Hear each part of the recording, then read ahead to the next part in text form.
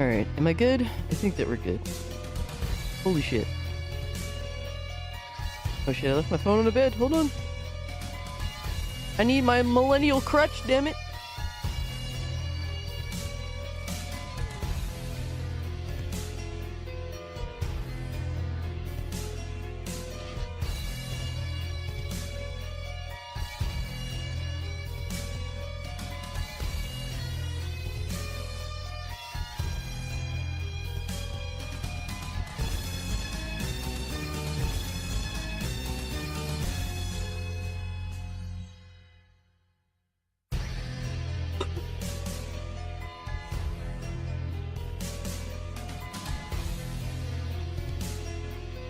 Alright, I think we're good. Holy shit. Yes, Hypnotic. There's part 3. Just stop. The grift never ends, bro.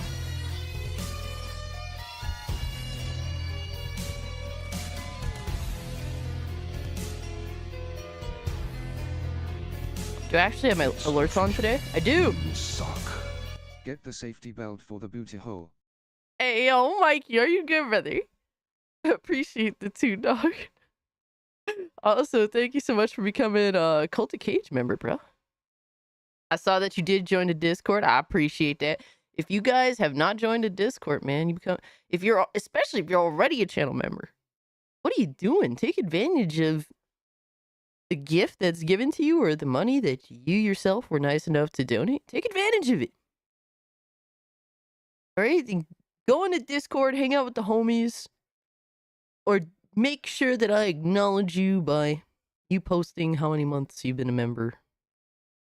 Take advantage of that. Exactly. Happy New Year, everybody. Happy New Year, guys. It's really good to be here yet another year. I'm very appreciative for another year of life. All right, another year of opportunity. Yes, socks. Yes. Socks. We love socks here.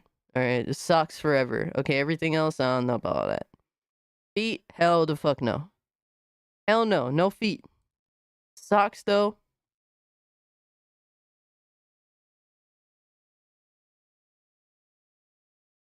Shit, Kata, eat your heart out, dog. What is up, everyone? What's up, Xavier? Ghost. The idiot.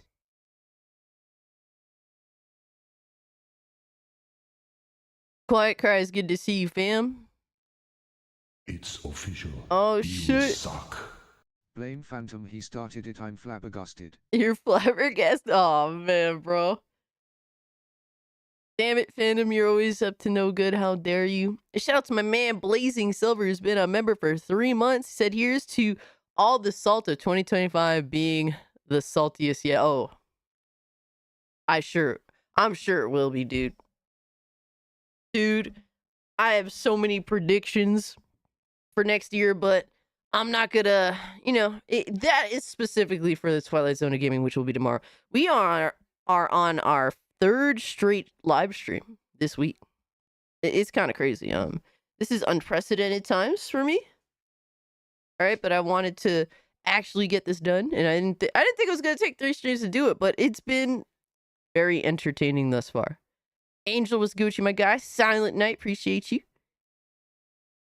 Maki, good to see you. Happy New Year to you. Oh man, Philip. Oh man, Hypnotic. Me, Hypnotic's just like, nah. 3 streams, son. Are you good, bro? It's a 2-hour video, to be fair. It's 2 hours. Cass getting her Gooner coffee. You already know, bro.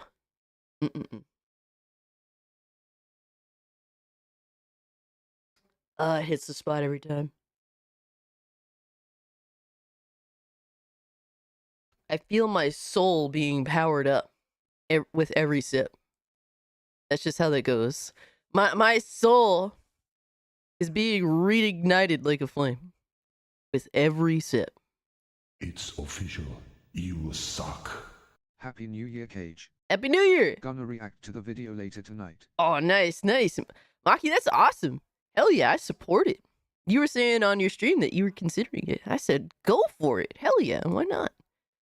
You have a lot to add to the conversation, especially when it comes to the first Descendant. Like, you're very knowledgeable on the game because you played it. For me, I've only played the beta. I was like, this is cool, but I don't think it's for me. But of course, I will defend the game's right to exist, even if it's not for me. I will defend people's right to play it, and not be fucking treated like they're inferior because they're playing that game. Um, what are we doing? Like, this is not how. This is just retarded. Yo, my man, John Bon Zombie, Happy New Year to you. Frosting said, drinking the tears of Trent and Delarose. Absolutely. Look, love it. We love it here. We love it here. But guys, it is the first. We should be celebrating New Year's today, but it is best to move it to tomorrow. The Twilight Zone of gaming will be an extravaganza, right? A celebration for surviving last year and moving forward. That's what's important, right? We move forward. Once Human is amazing too. I never actually played Once Human.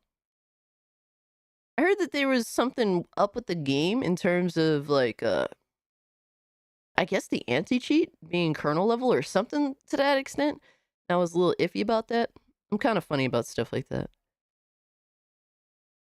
But my man Uncle Gus is here. Tongue Biter, Happy New Year to you, Tongue Biter.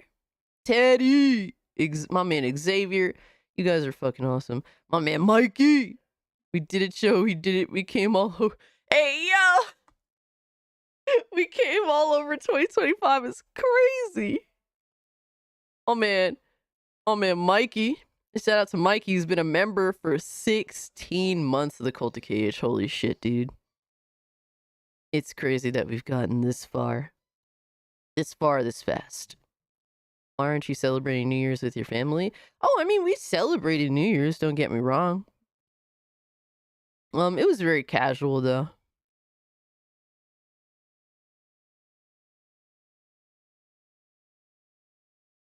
It's hard to celebrate New Year's since it's my work week. And, it's during my work week. Can't drink. Yeah, like, can't drink, can't really party, you know what I mean? I've heard that Once Human is great for Asmongold, but it has some kind of kernel anti-cheat like Helldivers 2, I think. Is it as bad as Helldivers 2? Because I cave for Helldivers 2. If it's as bad, then I could live with it. If it's worse, though, I don't know, bro. Gotta be a responsible adult. Absolutely. Especially when you're in my line of work, too. New Year sucks anyway. Aw, man. I wouldn't say that. I mean, everyone's experience is different. But I'm saying overall, man, it's a time to celebrate. It's a time, bro. I'm happy for every year. I'm not saying I'm not a religious person by any means. I believe that there's something, there's a higher being of some sort. Something put me here, and I give it that. I give it respect, but for me, I'm just happy to be alive. I'm not living for an afterlife or whatever have you. I'm living for now. You know what I mean? But that's just me. What you guys do is what you guys do. I'm happy to be here. I'm happy that I've made it another year of my life. And I hope that 2025 will bring great, fun, amazing things, man. You pray to the goon gods?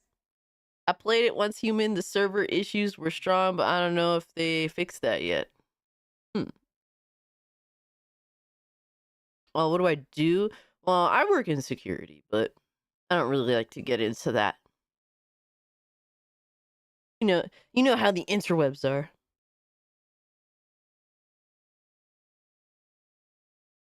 Obviously, you have to be pretty responsible if you're working security.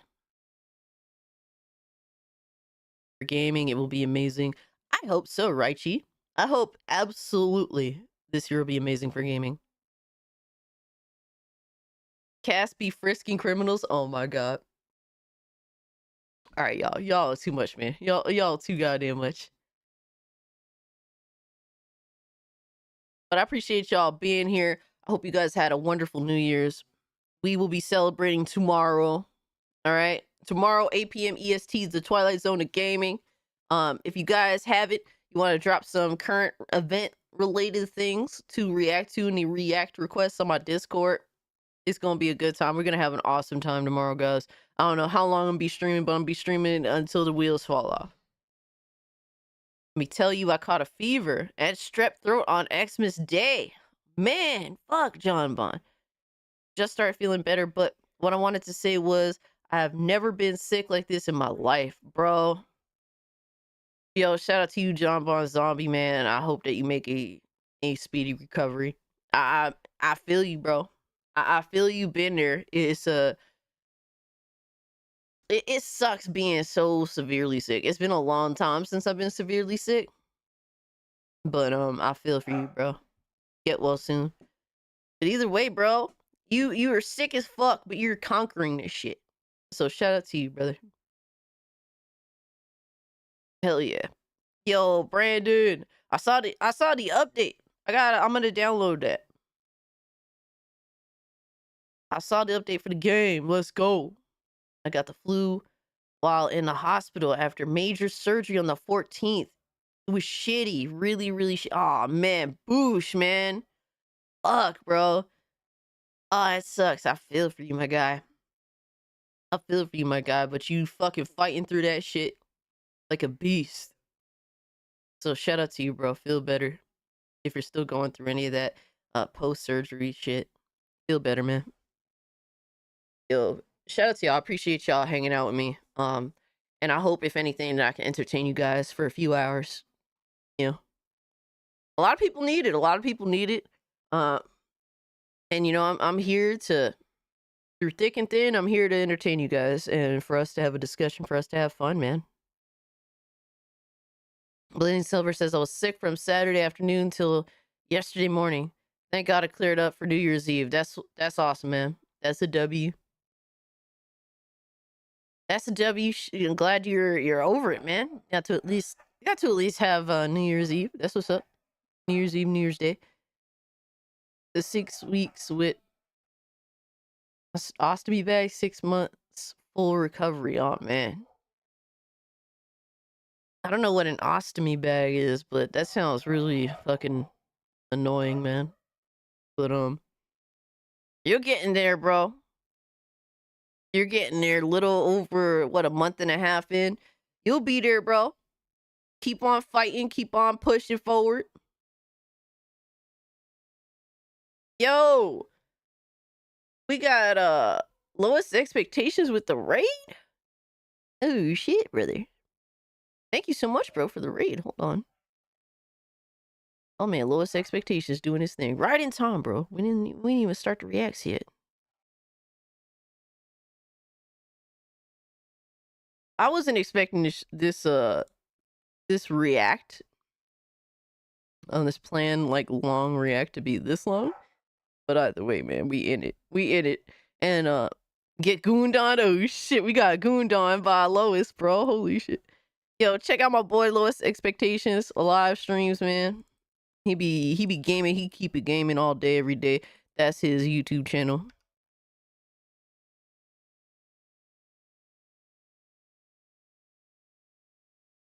But he likes to. He definitely loves to play Smash Bros. That's been his bag for a minute. That's been his bag since he started fucking streaming. We're gonna have to talk a little tomorrow, guys. We're gonna talk a little bit about the Sonic movie, bro. I fucking watched it. I need to do a review. A new you, hola. ¿Cómo está? Bro, I need to do a review on that and post it on my second channel. That's what I need to do. I'm gonna see if I could do it Saturday. Even if it's just a little review, nothing too crazy, you know what I mean? Dude, the movie. The Sonic. Guys, if you haven't seen the Sonic movie, see the Sonic movie. See that shit, bro. Bro, Shadow alone makes that shit fire. He makes that shit fucking fire, bro. Dude, the Sonic movie is the best one so far. Okay, to me, like, I think 2 is at the bottom, even though 2 is a good movie. You suck. Hey Cass. Hey. Just sent you the Steam Gaming Awards. The real gaming awards for the year. Yep, also, yep. my bud has started his Evangelion manifesto. Must Oh watch. no! Evangelion Manifesto's crazy. You see I got my Ava gear on. Shit. I got my little Ava outfit, dog. Holy fuck, bro. I'm gonna check that out. I'm gonna check that. Let me see. I'm assuming you sent it. I'll have to check it out afterwards, I guess. I don't know where you sent it to. I was checking my Twitter DMs. I haven't even seen Sonic 1. Sonic 1 is so it's Sonic 2 at the bottom for me, Sonic 1 in the middle, and then Sonic 3 at the very tippy top. It is very rare when the third film is easily the best one. Easily. You still haven't watched Evangelion? If you watch Ava, I recommend watching the original series and then the end of Evangelion movie. A lot of people really love the new Ava movies, and shout out to y'all. I'm not a fan personally. I like the first one because it's a lot like the It's original official. series, You suck. but then it deviates. Did you know Daxina has an Alyssa M foot fetish? I know Dax has a foot fetish apparently, but I didn't know it was that deep.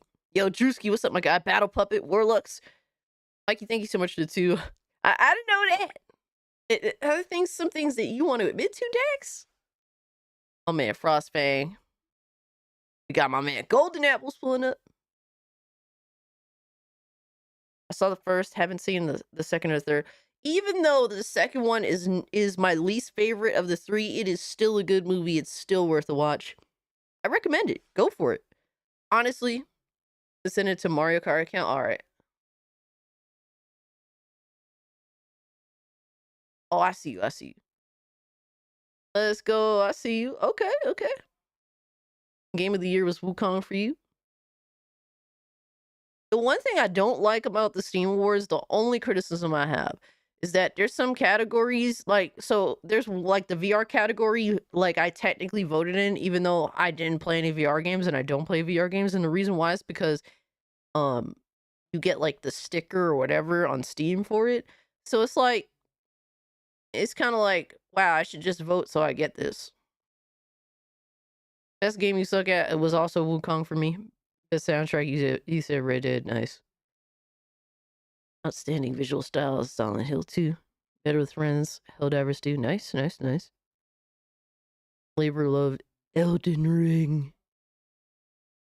Okay, that's good picks, good picks. Shout out to you, brother. My man, Scott. Every time I see Scott in the chat, I think of Scotty Too Hottie. Yo. If you know, you know, bro. If you know, you know. Most people don't know. Y'all too young for that shit. Jim Carrey's always hilarious. I like Jim Carrey when he isn't too crazy.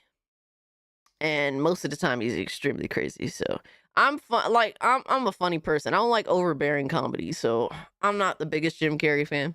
But I think that he did very well in Sonic 3. He did very, very well. Did Keanu say whoa in the movie? I think that honestly, I think that this is one of Keanu Reeves' best performances. I think that Keanu Reeves relates more to Shadow as a character than maybe any other character he's ever played before. And that's not really a good thing. Let's just leave it at that. If you know Keanu Reeves' history, you know that there's a lot of shitty things to his life, sadly. It's kind of hard. It's kind of crazy to see that he keeps it together the way he does. But he sucked as Shadow? You think he sucks as Shadow? I think he was phenomenal as Shadow. I think he was expressing all the feelings. I mean, given is he the best actor? Absolutely not. I still think this is one of his best performances though. I think he's awesome as Shadow. And if I'm not mistaken, Shadow's first appearance was in Adventure 2, right? Adventure 2 was my bag. I do remember some of the things from that shit. But I think they did a decent job. I think that that Shadow had a very convincing backstory. Adventure 2 was fire. I haven't played in a long time. But honestly, I would just play it. Like, my favorite go-to, my go-to in Adventure 2 was playing as Shadow in Chow Garden, raising Chow. That was my favorite shit to do. The Sonic 3 triggered Cassie's furry goon itch. Oh my god. Y'all are sick as fuck. Y'all are sick as fuck. Alright, guys. I ain't gonna stall any longer. We ain't stalling no more. Sonic Adventure 2 is my all-time favorite Sonic game. It's up there for me. It's honestly, it's between Adventure 2, really, and Sonic Advance, the first one. And you'd be like, wait, a GBA game? Yes, a GBA game. Alright, Sonic Advance is fire. Yo, Tarnish the Witch was good, homie. Robert, good to see you. Don Gizzle, appreciate you. He is Crybaby Simps. Wait, what? What? Dude, Shadow moments are fire. Happy New Year, Bayona Rad. Happy New Year to everyone who's just pulling up. I hope that this year will be way better for you than last year. And I hope that last year was good too. Shit. I played Sonic Adventure. I mostly took care of the chows. Dude, it's addictive as fuck. It was so addictive back in the day. Super fucking addictive. Alright, so we're back at it again. You got doggos barking in the background. My bad, brother.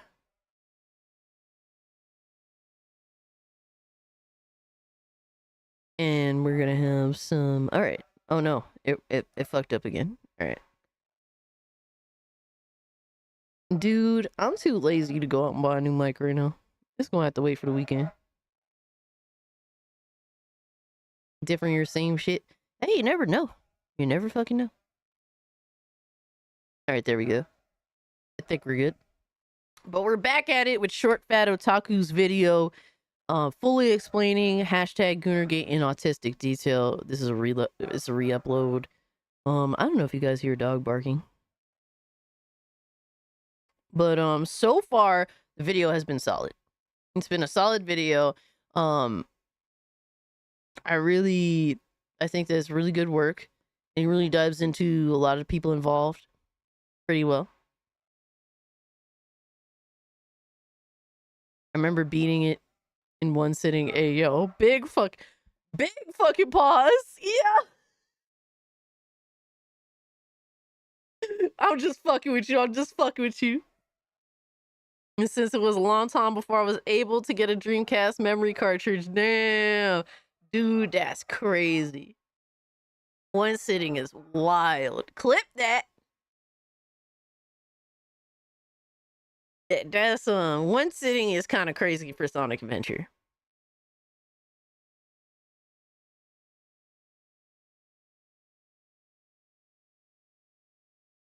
There's a couple of games I had to beat in one sitting, particularly because PS1 I didn't have a memory cartridge. I didn't even know they existed for a long time. So I just thought, for a while, I was so stupid. Yo, Dark X, what's good with you, homie? I was so stupid as a kid. I thought that the PS1 mimicked, like, arcade, where you'd have to start over all the time. I didn't know any better. I was like an outcast as a kid, so I didn't have anyone to talk to about gaming. It informed me that, hey, you stupid bitch, you can go buy a memory card and save all your games. I think it's a big reason I played a lot of, like, fighting games on PS1. But, yeah. Just into the lore of the cage fuckery. If you guys haven't hit the like button, really does help me out. And we about to jump into it, baby. Nintendo gonna show the new console. Supposedly, there's a rumor that it's this month. I doubt it, but we'll see. I hope so. Kept wondering why my shit wasn't saving either, yo. I didn't have a memory card for the longest time either on my GameCube or PS2. Shit. Dude, I ended up having one for the PS2 like pretty early on. PS1 though, it took a while for me to recognize what the fuck the deal was. Time to enter the goon zone. Shit. So we will be finishing this video today. We have a little bit left over. All right. So we managed. I thought we were gonna get through this shit in 2 sittings. Boy, was I naive. Didn't have one on PS1 for years. Yo, I can't believe how many people actually dealt with the same shit as me. What the hell? Why were we all so fucking stupid? We were so dumb. Oh my god. We were all so retarded. The motherboard for Switch 2 has been leaked. It's a real one this time. Really, Elliot. Elliot, if you find a video of someone doing a breakdown of that shit, post it in the React request. I lost all my progress in Metal Gear Solid 2. Oh man. Console brains evolved over time. Tarnished. We started at the bottom. We all start at the bottom as console grumblers. Holy shit, really? All right, so we're back at it, baby. Shortfatotaku. We finishing up the video. So we left off at a lot of these people that are critical, overtly religious types. They tend to have, you know, not all of them that we can confirm, but a lot of them tend to have some serious tragedy in their lives. Oh yeah, there's also John De La Rose. I almost forgot about him. He really is kind of an afterthought. The main reason that he and Trent are doing the fandom posting together is because, as our cool female hero chick pointed out on Smash's panel, they just I've been referenced again? Holy shit. stopped being tolerated in the other sites they were a part of. I don't know enough about John Holy to know if shit. he's motivated by a personal tragedy, but I do know that he deflects all criticism of his actions by claiming that he's being persecuted for being a Latino Trump voter, and also A Latino Trump voter is crazy. That's crazy. Bro. Oh my god, bro. He found... Yo, honestly, at this point, no one cares that he's a Latino Trump voter. He's just annoying as fuck. Suck. Dev is mentally wheelchaired, but claiming to do something in autistic detail sounds like the special needs version of Stolen Valor, like stolen chromosomes. Oh man, bro. Salon, thank you so much for the 100 ARS. Hey man, that was kind of funny. I ain't gonna lie.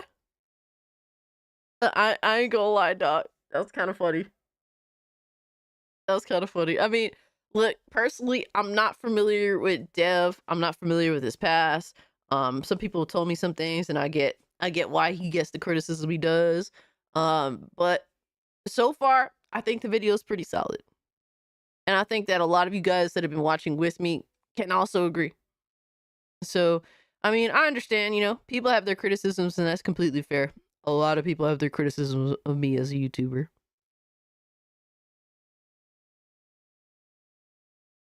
I'm Italian. Maple MAGA.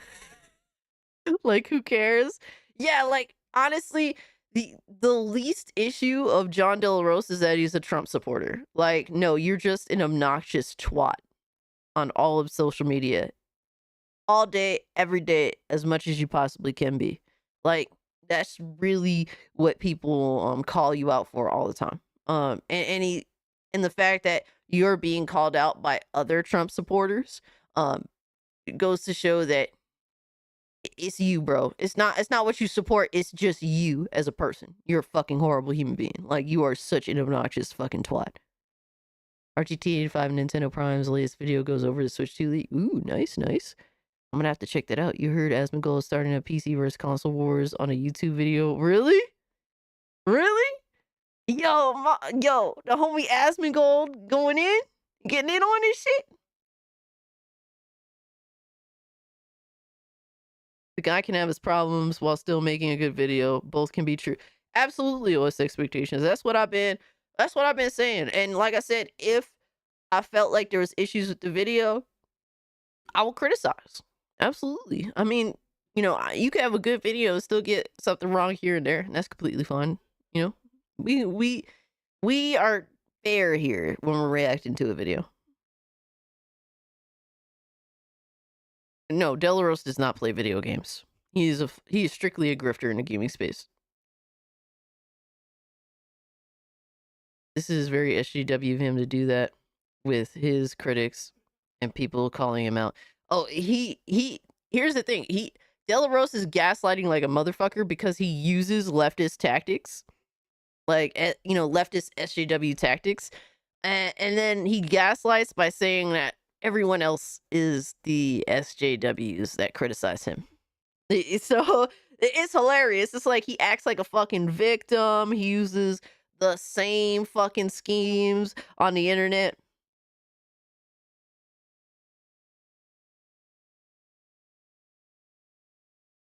And he has the nerve to say that you guys are the ones that are acting like the wokies. Like, and it's hilarious that Devin actually posted his the restraining order that was requested against him by, I'm assuming, his wife, over dissolution with minor child. I don't know what that means, but yeah. Also, his wife got a restraining order against him for domestic violence. So maybe he's just a bag of shit. However, beyond Trump's victory making cultural inroads less valuable, and personal tragedy driving religious conversions, there is one final cause to discuss, and this one is about the philosophy of censorship. Let's return to that third debate between Trent and Savvy, and really try to understand what's going on here. In deciphering this problem, I'm going to mainly be leaning on Sir Bernard Williams' book, Ethics and the Limits of Philosophy, his magnum opus. The following example regarding overlapping moral systems is pulled pretty much directly from his work. Do you remember when Savvy said the market will dictate success? The idea that people... He sounds like Alex? Oh no, it's Alex? He definitely does not sound like Alex. People should be free to choose what they want to spend their money on? Well, we already know that Trent doesn't value people's individual choices if they choose a path other than God. He's got specific moral prescriptions on what is and is not acceptable artwork that goes beyond simple popularity or profitability. He may have temporarily aligned with gamers on anti-woke issues, but freedom of expression is not actually what he wants. Ultimately, although I align with Savvy's position almost one-to-one here, Trent basically won the debate because he understood that the liberal live and let live morality is not the absence of morality, but rather a moral code in and of itself, something that Savvy seems to not be aware of.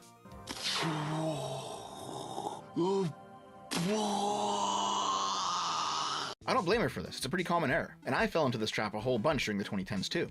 I described this phenomenon in a previous video years ago, but I don't even remember which one it is, so I might as well just give you a refresher. Let's say that this grid represents all possible moral positions. In this hypothetical universe, only 9 moral positions exist. Now let's say that religion A views moral positions 1, 2, and 3 as moral, and moral positions 4 through 9 as immoral. A competing faith, religion B, views moral positions 1, 4, and 7 as moral, and all others as immoral. The two religions agree that moral position 1 is a moral action. Moral positions 5, 6, 8, and 9 are immoral actions. My brain already hurts. This is like close to math, and I don't do math. I don't do math. You need to explain math to me like you're talking to a fucking 5-year-old brother. Yo, son, you really gotta explain shit to me like I'm fucking retarded when it comes to math. Yeah, my brain cells are fucking absolutely fucking dying. Like, I'm hanging by a thread right now. And they disagree on 2, 3, 4, and 7. If you are tasked to create a code of ethics to govern members of both religions in the same jurisdiction under the same set of rules, well, you have a few options here. One is that the rules that apply to all are made to be maximally permissive. The rules allow anyone to do actions 1, 2, 3, 4, and 7, while disallowing actions 5, 6, 8, and 9. Those 4, everyone agrees are immoral, so no one can do them. And if you do those things, you will be punished by society. Everyone agrees that action 1 is moral, so there's no problem. But the remaining 4 actions, the rules state that anyone can do. And the enforcement of the specific morality of the two religions, with regards to those final 4 actions, is left to social pressure within those communities. The other option is that the rules are minimally permissive. It's all this just time, if either religion fuck. bans an action, it's banned for everyone. This leaves action 1 as the only moral action. In the first example, each religion simply has to accept that members of the other religion will do things they find to be immoral. In the second example, both religions will have to accept not being allowed to do things. My brain hurt. My brain hurt. So 9 is Diddy behavior? Likely quiet cries. This is somebody who likes to hear himself talk. This is a little... This is a bit much. This is definitely a bit much. I could have did without this personally. Now I'm just lost in the sauce. Like, you're talking to a woman. Well, what do you expect from me? What do you want from me? All right, look. The best thing a woman knows how to do when it comes to math is count a man's money. That's about it. All right, bro. That's about it. Things that they think are moral in order to not upset the other religion. The third option is to negotiate, mix and match. Maybe religion A gives up action 3 in exchange for access to action 2, and religion B gives up action 7 in exchange to access to action 4. Well, John F. Trent ain't about that shit though. 4. This middle route leaves everyone unsatisfied, but at least they all have a bit more to do than the minimally permissive route, and they all have to tolerate a little bit less than the maximally permissive route. In case it's not clear, the overarching code of ethics that the two different religions have to live under is the law, and the particular edicts of the two religions are just the private moral codes of various ethnic and religious communities in a multicultural society. Either each community has self-governance, which some breakaway radicals truly do want, you know, a Christian nation for Christians only, a white nation, a black nation, whatever, or everyone exists together under a universal standard of law, which is the case right now. And so that law must permit at least some actions that one community may find offensive, but other communities accept as normal. Someone who holds that very normal, quasi-liberal, quasi-libertarian, live and let live point of view, like Madame Savvy, or hell deep down in my heart, like me, we look at these choices and we say, clearly the maximally permissive option is the best one, right? In this case, everyone is free to do any of these permitted choices, and the moral prescriptions of whether or not you should do them is left up to private communal morality.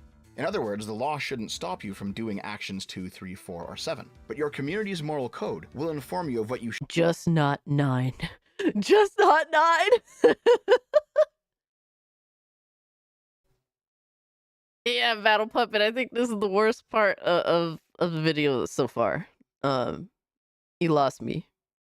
You definitely lost. I feel like there's other ways to have explained this situation. Should do. And if somebody else in some other community is doing 4, when you or your guys wouldn't do 4, that's fine. It's none of your business. No one's forcing you to do it. Live and let live, man. However, the problem with this liberal position is that it simply assumes the best universal law to cover multiple different moral systems living under one jurisdiction is the maximally permissive one. And liberals make that assumption because being maximally permissive is a part of liberal morality, meaning that it's not an absence of morality like it first appears, but is instead a positive moral claim itself. Boy, if you don't It's tough Yeah, fuck out of here with this shit right now. to wrap your head around this Fuck if outta this is your here. first time encountering the idea. So I'll lay it out like this. A liberal views the maximally permissive universal law as the ideal way for people with different moral codes to coexist in one space. And that's probably true, but only if those different people agree that there should be a clean divide between the amoral public domain and the moral heavy private domain. But Hate to tell us if a libertarian isn't live and let live. That's classical liberalism. I mean, mm, mm,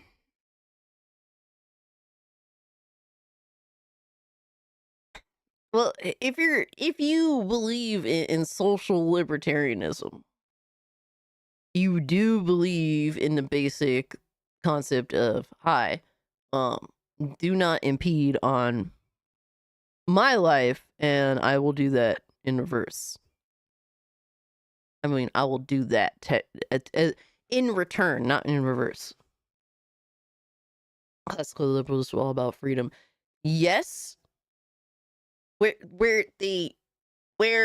libertarians and classical liberals differ really is in social services.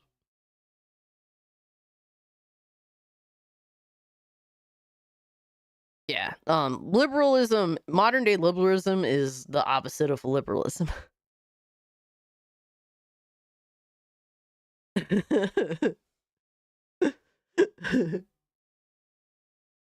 Classical liberals are now conservatives.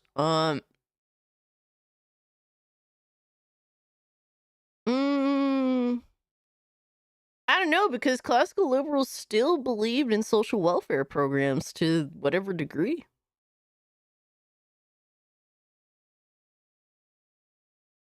Conservatives want to definitely strip a lot of that away. I don't know, bro. Conservatives are funny to me. Because every time, my issue with conservatism is that y'all claim y'all want to downsize the government, y'all claim you want to do this and that, but then y'all get power, y'all expand the government. It's like conservatives, like they campaign like libertarians, and then they govern like liberals, bro. It's crazy. The 180, you know what I mean? Democrats have shifted so far left that classical liberal is a conservative. Well, I feel as though a lot of classical liberals will bite the bullet and fall under conservatism generally. The uniparty is real. Yeah, that's a fact.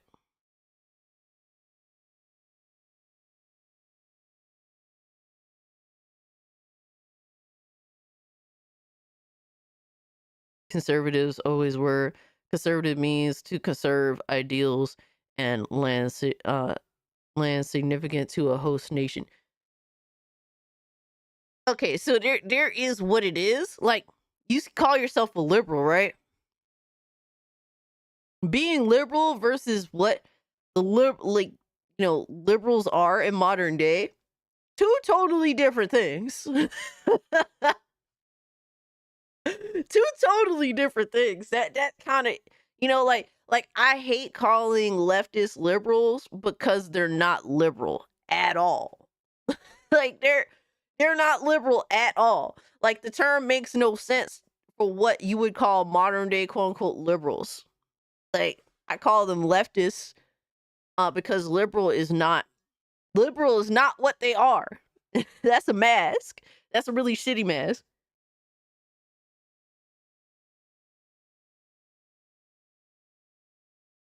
But with conservatives, at least with how they govern, the only thing they conserve is socialism at this point. I'm sorry to say, it's been like that for a minute now. Like that's the only thing, in my opinion, that they conserve, bro.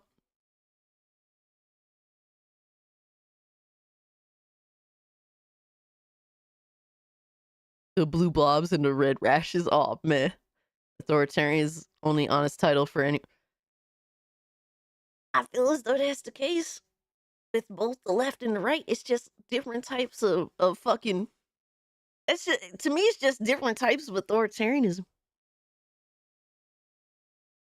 They conserve socialism, bro. I don't know what else to say. I like looking at both parties. I do not give a fuck. They talk the talk. They do not walk the walk. Oh yeah, they're different flavors of authoritarianism. That's how it is. Classic liberal, and the Constitution is a classic liberal document I wish to preserve. Also, you do realize conservatives have voted libertarian as well. Yes. Yes. Now, when it comes to individuals, here's the thing, like the Republican Party in modern day is a lot of different people. You have unipartyists, you have MAGA, you do have libertarians. It's a very interesting mix of people. And I constantly say that the Libertarian Party are a bunch of ashamed leftists. That's what they are. I would never vote for the Libertarian Party. they're just leftists. They're just modern day liberals that are ashamed of their party. That's all it is. In another universe, Co-Classic Cage ruled America. Oh my god. I wouldn't be the one to be able to do it, man. I don't know if there's a person on this earth that could do it.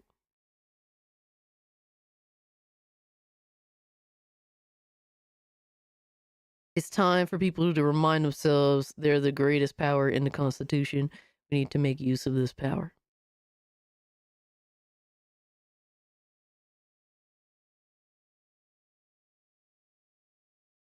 Truly a modern politics problem. Both just want more power, but have to think of new words and phrases to trick people in giving up their freedoms. That's true. That's true. It's sad to say. What if you were the queen and king of America? Queen and king? How does that work? Yo. The Gooning party? Oh man, we started a new political party. Stress will start. I mean, with that terrorist attack, yeah. That's kind of crazy. I mean, I don't want to dive deep into politics. Obviously, this is supposed to be entertaining. But we do realize the situation that is modern day. And it sucks. It definitely sucks. It's time to goon. Yo, shout out to Yu-Gi-Oh! Get your goon on. That is itself a moral claim. If those people don't agree that the split between the public and Want me private to play should Legacy of exist, Kain in fact, remasters if they live? find the existence of that split to be Dude, that would be so horrible. Honestly, bro, I was playing the Legacy of Kain at work and I had to actually look up how the whole teleportation shit worked. I had no fucking idea. I had no fucking clue, bro. I love Jaden. I'm a Jaden stan. I'm a Jaden fangirl. I love Jaden. Dude, my main deck was a E-Hero deck. All right? Because I was a Jaden Yuki stan.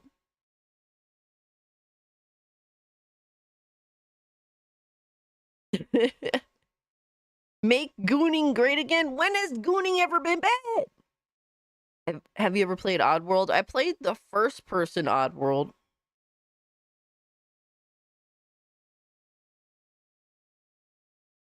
Was like the first person shooter. I had it on Vita. It's pretty solid. But what was I gonna say? Yeah, dude, it would be so shit watching me play Legacy of Kain Remaster.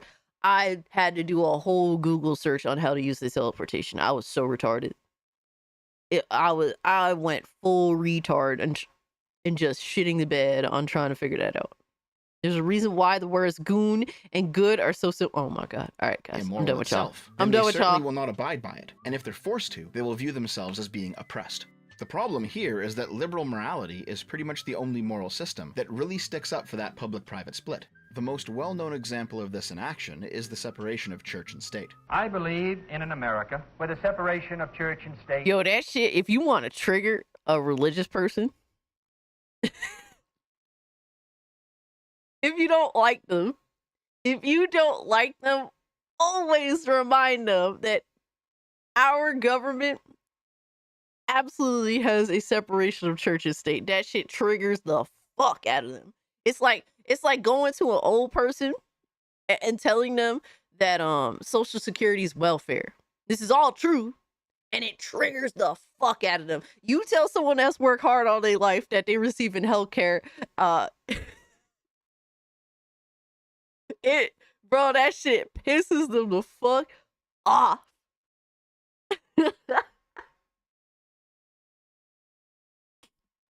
Imagine triggering Melody back with that. Oh man. What do you think of Trump taking back Panama Canal, buying Greenland, and making Canada the 51st state? We already have enough retards in our country. We don't need Canada. Panama Canal has been doing America dirty apparently for a while now, even though American blood, sweat, and tears were shed building that motherfucker. And apparently, I hear the Chinese are doing their thing over at Panama, so maybe that's something that they definitely should jump into. Now, buying Greenland, I do not fucking know what the fuck is up with that. I've heard that he wants to buy Greenland. I have no fucking idea about any of that shit. My belief is you need a law to solidify your stance. Then it's a shit stance. Laws are meant to protect people from those who violate their rights. That's why the Constitution restricts government. Like, to me, I just believe there's too many laws in the country, like entirely. And look, I'm not a political fucking analyst. I'm not a smart person when it comes to politics. I don't understand law very well. I'm not I'm basically, hey guys, don't take what I'm saying for, seriously. I'm not a professional, right? But there's just too many fucking laws in this country. At any point, you could be breaking a law and don't even fucking know it. That just says that your legal system is flawed and it needs to be more simplified. Like, everyone should have a basic understanding of laws and regulations that do exist. And if they don't have a decent understanding, or at least know half of what the fuck is going on, then maybe there's just too many fucking laws. Way too many laws and way too many taxes. Yeah. Like, they really need to actually simplify the tax code. Like, the fact that the fact that it's almost impossible for you yourself to do your taxes because of how ridiculous all this shit is and all the rules and regulations around it is, that says there's a problem. I mean, taxation is theft, so yeah, it is stupid.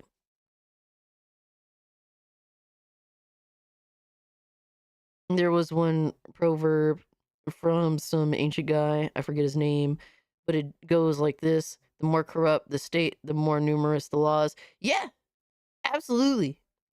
The whole goal is to get you on anything at any time. That's it. For the most part, they'll leave you the fuck alone. But if you happen to be a person of interest, at any point you could be breaking the law and they can get you on that and then jump into a whole bunch of other shit. Like for example, say if a police officer stops you, right? And this depends on the state, obviously. A police officer stops you, they ask you if you could search your vehicle, and you should say no. With all due respect, you'll need a warrant for that, right? They can look at your mirror and see if you have something hanging on your mirror, something everyone does for the most part, right? I have I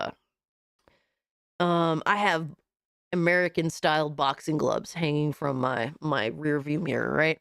They can say, well, that's illegal, right? And they got you on that, and therefore they can then search your vehicle, right? The positive with saying no is that basically you have means of fighting back at that if they happen to find something in your car, or if they happen to plant something in your car, right? So at least you could fight back. If you say, yeah, sure, search my vehicle, you gave up all your rights right there, so you're fucked. But let them do what they do anyway. But at any point, they can get you on anything. They can, like I said, bro, that's technically illegal for you to have something hanging down your rearview mirror. They can get you on there. It's over. Like shit like that, bro. It's so stupid. There's just too many laws. Nobody has a good understanding of what the laws are. At any point, they can get you on anything, and that's the fucking goal. Yo, man, what's good, homie? Happy New Year to you. Hope you had a good New Year's. Absolutely, very, very stupid. Look at the history of Rome was a mess up until the Justinian Code. Many broke laws they didn't know. When Emperor Justinian created the code, the empire prospered. Got to give enough loopholes so the millionaires and billionaires can cheat taxes while the rest of us suffer. Absolutely. Yep. Is absolute. Where no Catholic prelate would tell the president, should he be Catholic, how to act. And Why no do you think our government keeps us deaf, dumb, and blind on purpose? Where no church or church school, and where no man is denied public office merely because his religion differs from the president who might appoint him, or the people who might elect him. I believe in an America where no religious body seeks to impose its will, directly or indirectly, upon the general populace. Though this isn't a uniquely liberal idea, some socialists and fascists also abide by it. The difference is that despite lacking religion, these philosophies still have moral codes that must be imposed on all. The socialists? No, their whole thing is that the wealth of society should be collectivized for all to share. Their utopia requires a complete deconstruction of the concept of privacy, which is why so many critiques of socialism point out that it's not just your material wealth, but your body, your being, that will also be public property. The fascists? Same thing as the socialists, really, but only more honest. In their writing, they explicitly call for the private sphere of life to be abolished. And as for religions, they obviously have moral codes that must be imposed on all as well. Muslims want Sharia law to be the law of the land. Christians hate the division between church and state. Pick any religion, and you'll discover among its most die-hard adherents that they don't respect the public-private split. That's what Trent was getting at earlier with this post, by the way. The whole privatization of Christianity must end thing. He wants the division between public and private life to be destroyed, and for Christianity to consume it all. Jesus. That's crazy. Like, does he not know that that's a double-edged sword? Like, that could fuck up what you got going on. That's crazy.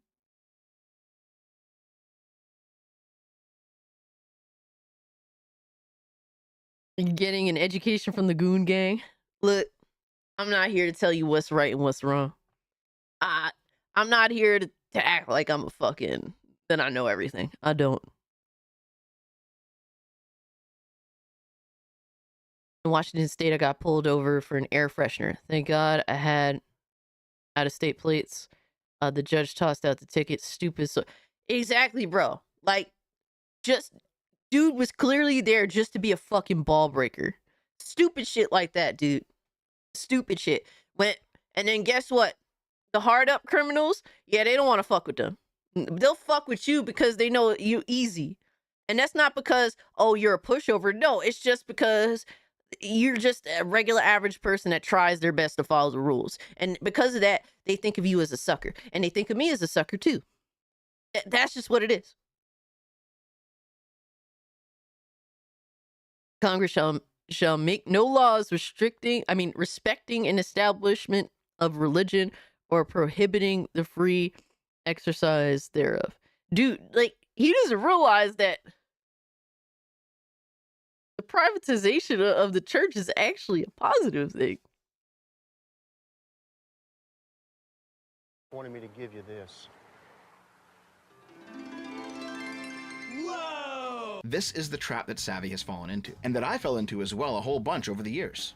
I think most children of the modern world don't see this coming. The liberal live and let live market morality, the split between the public and private domains, has been so ridiculously successful for our civilization that we've been raised to simply see it as normal, natural. We take it for granted. Hasn't it always been this way? Of course this is how it is. It's obviously good. But liberal morality is not the absence of morality. It is an imposition of morality, like each of the previous examples. However, this time, the imposition is of a maximally permissive morality onto people who may not share permissiveness as a value. Just like how a Muslim or a Christian may impose chastity onto you, even though you may not share that value. And if you're a liberal and you say, well, clearly permissiveness is better than chastity, okay, but you're already making that moral judgment from within your own liberal frame. We don't even conceive of it as being a moral position that can be rejected by some different moral code. Doesn't it accommodate all moral codes? Well, that's the problem. Many of these other moral codes don't want to be accommodated. They want to rule. They view the maximally permissive universal law as an imposition against them because it prevents them from imposing their morals on others. This might be getting too abstract, so I'll show you a real-world example. Literally. And the best one that I've discovered of this conversation playing out is when Destiny debated the Muslim activist, Daniel.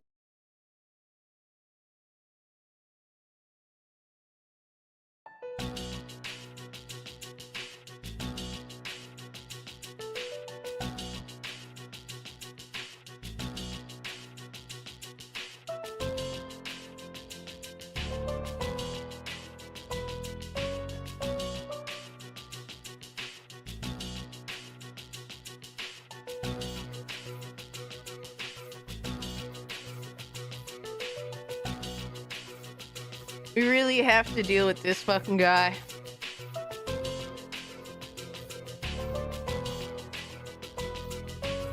Oh, man. Oh, Robert, I did the same thing, but with a handgun. not a welfare check, but I guess you could consider it a welfare check. But the stimulus check. But you didn't hear that from me. Oh, we get to hear this. Destiny sucks pee-pee, and apparently he sucks cum out of people's asses, so there's that too. The more political this conversation gets, the more it's like, ugh. You know the video? Destiny and Nick Fuentes gooning all over each other. Oh, man. Didn't see a single penny from the stimulus. Wow. That is unfair. Hakikaju. I don't know how to pronounce that name. Islamic law requires a governmental authority for all these punishments that you're talking about regarding gays, regarding like, I as a Muslim, according to the strictest interpretation of Sharia law, I can't go and just kill someone because they're violating Islamic law. So you're telling me that in Islamic communities, there is absolutely no form of penance or punishment that can exist that isn't delivered by a government? No. There is no form of religious discipline in Islam that can't be carried out without a government oversight. According to Islam, or the reality right now? The reality in Muslim communities across the world. The reality in communities, Muslim communities across the world, they are under a liberal system, whether it's a liberal government in charge, like in Egypt with Abdul Fattah Sisi, or Saudi Arabia with Mohammed bin Salman, liberals, or any other Muslim country. You cannot apply Islamic law because you have these liberal dictatorships that prevent that. Look at Brunei. Look at the small country of Brunei in Southeast Asia. I'm not talking about Brunei. They wanted to apply Islamic law when it comes to sexual fornication, extramarital affairs, and yes, homosexuality. They got slammed by all liberals all over the world. The US was calling for sanctions. They introduced legislation into Congress to condemn Brunei in order to condemn this small Muslim country that got it into their heads that they could somehow practice Islam. Nowhere in the world is Islam being practiced and Sharia law being practiced because it's not allowed to happen. The liberal order cracks down. So I agree that there are liberal governments that protect fundamental or basic freedoms that your religion might seek to infringe upon. I would consider that a positive. You're going to say, well, no, actually, Sharia law is resisted all over the world in liberal societies because we don't let Muslims murder gay people. I guess I'll bite the bullet on that one and say, okay, well, in that case, I'm okay when liberalism is being authoritative over Islam because I like to defend fundamental human rights among other groups of people. In these Muslim countries, like Pakistan is an example, a very traditional Muslim country, now because of the pressure of liberal human rights in international law, they have introduced all kinds of marriage laws that affect family law within Pakistan. So things like triple divorce, triple talaq. Bro, this is why I'm so glad there's a separation of church and state. This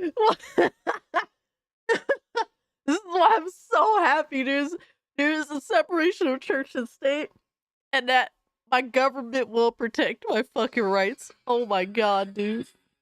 Holy fuck, hold on one sec.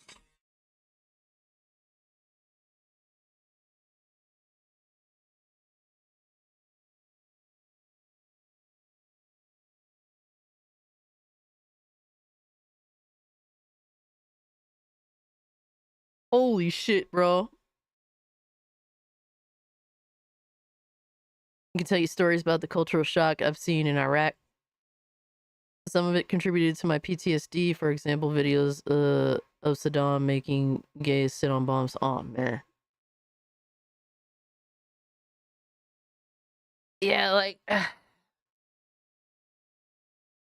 shit like that is sad. I could imagine why you definitely deal with PTSD related stuff. Yeah, man, as much shit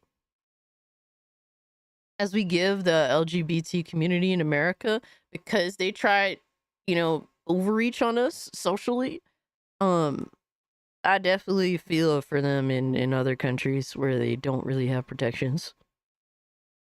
That's some scary shit, man.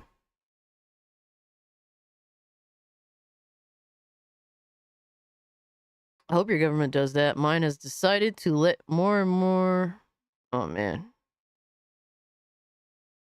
It's so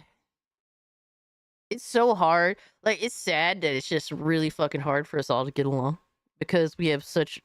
Like, the world has such different viewpoints, such different code of ethics.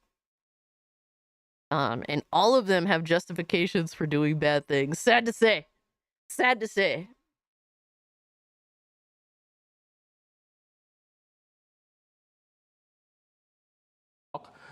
things like different inheritance laws, things like ages of the brides for the things like husbands? ages of rights. Yeah, all of these things Probably are mainly now those being things, imposed. So but, yeah. Muslims cannot practice Marrying 12-year-olds? I I think we should be coercive to other countries to respect fundamental human rights. I do agree with that, The human rights regime is a liberal regime. If it's liberal to not want children to be forced into sex slave marriages or to not have certain people What sex slave marriages? What are you talking about? What is the youngest age do you think it's acceptable in Islam to marry a bride? In Islam, you can marry, you can consummate the marriage at puberty. Okay, so I would be probably against that in a lot of countries.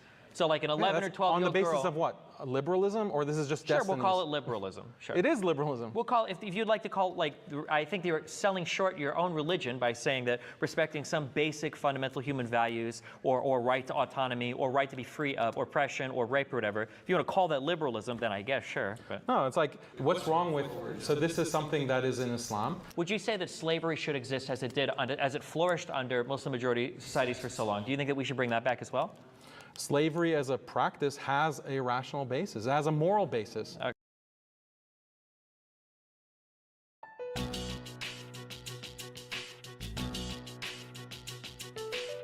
¿Qué? ¿Qué? Huh? Huh? There was so much wrong.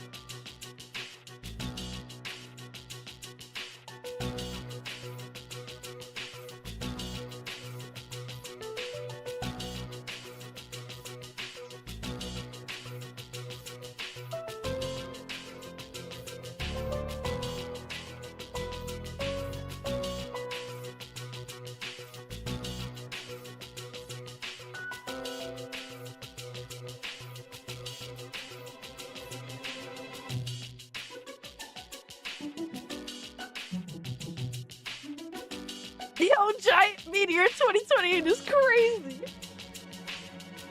Yeah, that's insane, bro. What the fuck? And I wanna fucking express, bro. Like the shit that he's saying. Like, I have a lot of Muslim friends, bro. A lot of them don't believe in this shit. My best friend for the past 10 years. Sod Viper. He pulls up in the chat. Known him well before I fucking started doing YouTube. He's Muslim. He doesn't really, that's crazy, bro. I think that a lot of, like, the problem is religion is so fucking old that a lot of this shit, like, even Catholicism, Judaism, like, a lot of this shit needs to be modernized a little bit, man. Like, a lot of this shit needs to be modernized, dog.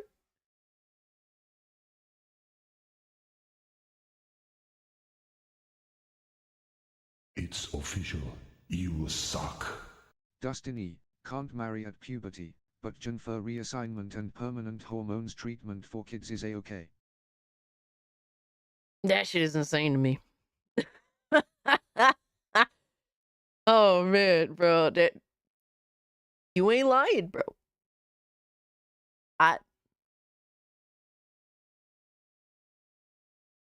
This is why I have problems co-signing a lot of these belief systems.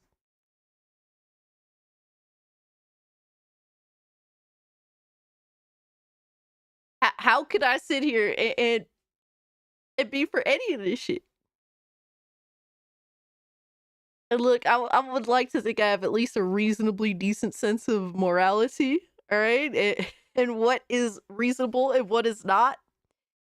And all of this shit, from this dude, what he said, to some of the things that Destiny believes with the gender reassignment, all this shit is crazy to me, bro.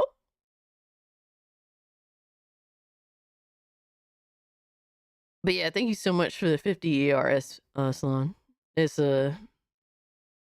watching two crazy people debate each other. This is pain. This is pain. Okay. What's being said here is that even if the morality of liberal democratic capitalist Western countries like America is very live and let live, Islamic morality has certain prescriptions that cannot be enforced when Islamists are living in a liberal society. The Islamic moral prescriptions of preventing women from leaving their husbands, or killing gay people for degenerate sexual practices. Good. All right. Good. I mean, but that's the same thing with Christianity too. There's some things that, bro, like, why do you think that Christians bitch and whine about separation of church and state? Because they can't go off fucking rails with that shit, at least in America. They were made for each other. Oh shit. Two freaks with a voice. Or child marriages. These are things that liberals must prevent Islamists from implementing in order to ensure the live and let live liberal moral system exists. In other words, Islamic morality considers it to be a good thing to oppress people in ways that a liberal might find distasteful. And so the liberal must proactively oppress the Islamist by preventing him from oppressing gay people or something. The obvious liberal reply to this is, you wanted to impose on other people first, so it's good that we impose on you and stop you. But that only matters if, once Do what? You do what? I think between the Crusades and Inquisition, those privileges were rightly lost. Big A's. again, the other side views aggression as a moral evil in and of itself. Liberals do. That's why we have self-defense rights. And the libertarians' non-aggression principle came out of the liberal tradition. But that blanket non-aggression for all is not a principle found in Islam. In Islam, the moral code says that it's good to aggressively oppress gay people, and it's bad to prevent Muslims from oppressing them. Their aggression is good, your aggression is bad. It sounds hypocritical to us, but that's because we view hypocrisy as a moral failing. That is not a part of their moral code. You got me. Obviously, the people on the other side of Goonergate aren't Islamic extremists. As Christian radicals, they will have more overlap with us than the Islamists do, but that's mainly due to cultural similarity. Christian moral prescriptions will be more like liberal ones than Islamic ones, because liberalism came out of Christianity. All are equal before God became all are equal before the law. But nonetheless, fundamentalist Christianity has some demands. Oh man, when it comes to gun rights. All right. I am a hippie, but with Theodore Roosevelt big stick theory or ideology, I guess you could say.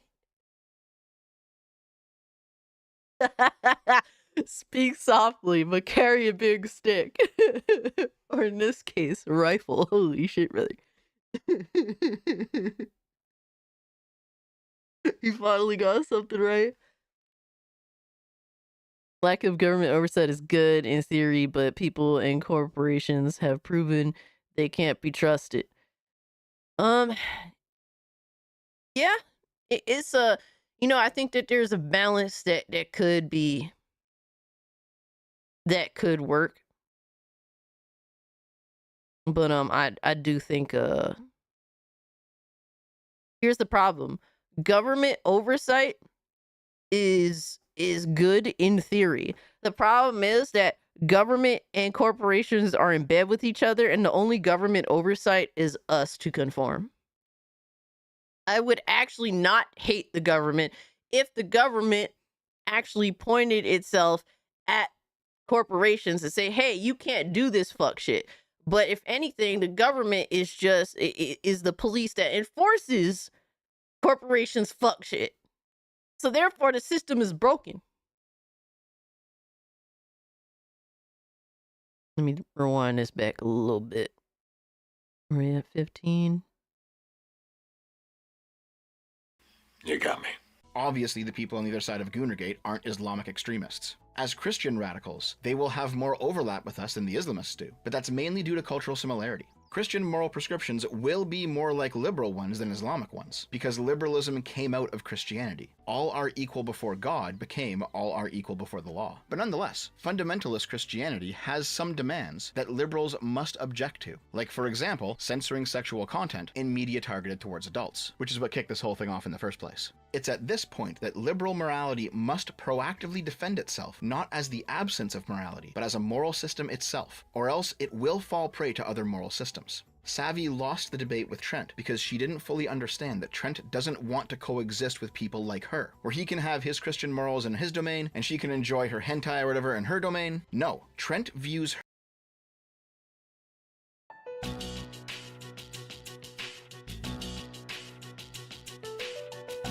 Is it true that she's a big hentai supporter? Like, that's her bag? Yo, that's crazy. My man Michael pull it up. What's good, dog? Black Metal Gamer says corporations are in bed and almost part of the government wing at times or behind the scenes. Bruh, these corporations, the big elites, they're the one pulling the strings.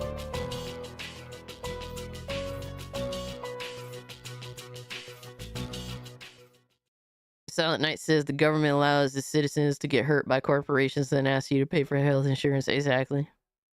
There's so much wrong. It's us against the big two, the government and the corporations, sad to say. That's how it's been for a long time. Pretty much all of my living life. All of the cabal. Let me look that up. Real quick. I have not, but I'm intrigued.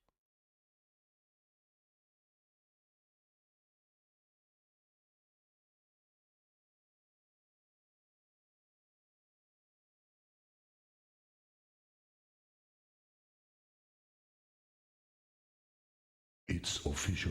You suck. That's why I call us the United Banks of America. Hey, I mean, you're not wrong, bro. You're not wrong, BMG. Thank you so much for the too, brother. But liberalism was based on Christianity, so he says, so how will liberalism create its own morality? I mean, to an extent, they've been trying to, right? I mean, because America was, to some extent, founded under Christian moral values, and since then has been kind of branching off to try and create its own thing from that.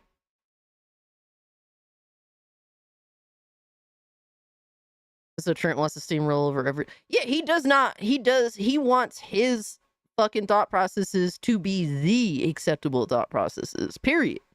Fuck what everyone else thinks. Savvy is the hentai girl. It's amazing. She be gooning 24/7. That's crazy. Yo, he said she's a woman of culture. God damn, son. But it won't be liberalism. Yes, because like modern liberalism has branched so fucking far from general American values at this point, right? When you think about it.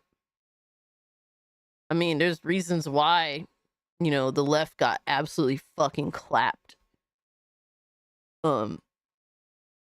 this election. Looks like we need to support Savvy. Oh my god. John Church sounds like a communist dictator at the same time. I mean, really, the end to people like John F. Trent, the ends justify the means. Like his Bible will justify any stance that he takes, no matter how much they impede on other people's rights. Like he isn't an American fundamentalist. Like no, he's just adhering to his religion. Period.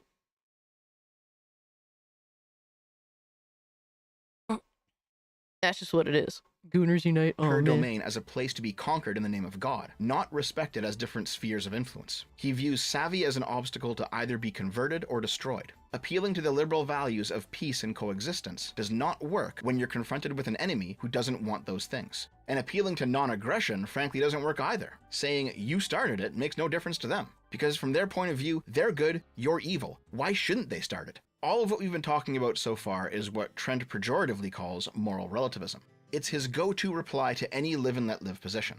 Let's return to the two religions example. Assume religion A is Christianity, Trent's moral code, and religion B is some other faith. Trent would simply say, obviously what religion A says is good should be the law, and what it says is evil should be illegal. We don't need to consider the desires of religion B. We should oppress them until they convert, or leave, or if necessary, destroy them. And that exercise of trying to find an overlapping moral code, that's just moral relativism. Why should we consider religion B's moral code at all? And from his point of view, Trent is correct here. By his code, they're simply immoral, and that's that. But to dig into this, we have to understand what moral relativism is. Moral judgments are true or false only relative to an ideal. The Bible lays out its moral code. It's an ideal for human behavior. And the more that your behavior aligns with the ideal, The United Gooners of America. Are y'all good? There's only totalitarian and anarchy. We slide one way or another. Take away ideals and it's the same. I don't want lawlessness, but I don't want absolute law. Yeah.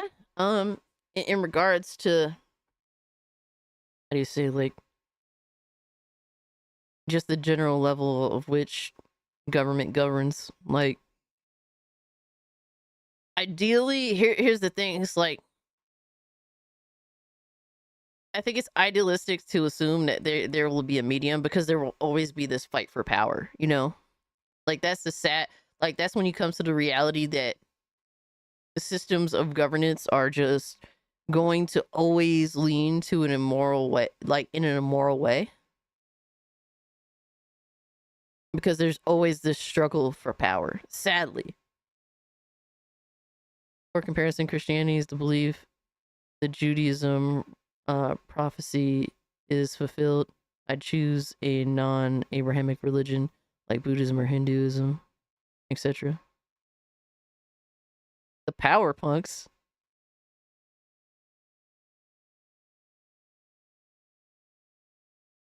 Canada, USA, Mexico, the cum zone.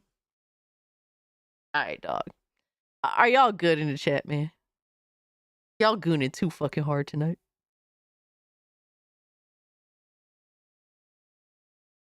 That's behavior, the more that you can be judged as insane. moral, while the less you align with it, the more you can be judged as immoral. Moral absolutism says that moral judgments are true or false relative to one ideal, usually their preferred one, and this ideal applies to all times and places and peoples, regardless of culture or location or historic era. Moral relativism says that moral judgments are true and false relative to a particular standpoint that is viewed as ideal. But many different societies have different ideals, and no one standpoint is uniquely privileged over others. Trent is a moral absolutist. He rejects moral relativism because other societies' ideas of morality are focused on a different standpoint than he is. To Trent, there's only one moral standpoint, God's, and all actions can be judged on how in alignment they are with the one ideal. And as we talked about earlier, when you go down the moral relativism road, there are some truly awful scenarios that crop up. Like, for example, if a society views rape as moral. It doesn't feel good to go, well, it's just their culture, man, we can't judge them. But there's also obvious problems with moral absolutism as well. If you don't believe in Trent's standpoint, if you reject his moral prescriptions, and instead you believe in your own standpoint with your own moral prescriptions, then you have to either isolate from each other or fight until one of you dominates the other and forces them to conform. I've been using Williams's ideas for this whole thing, but it's probably best to finally quote from him directly. Williams lays out the difference between thick and thin moral concepts. A thin moral concept is what we might call a universal. Yeah, Vosh fucking retarded. Trent isn't wrong. Murder's immoral. That's not relative. Yeah, like, there's a general in between. You know what I mean? Like, we do learn a lot of our basic moral principles through religion. A lot of us do. Or somewhere, or like either directly through religion or indirectly through religion. So that's kind of a reality of the situation, but also, you know, a lot of these religions came into prominence during a time where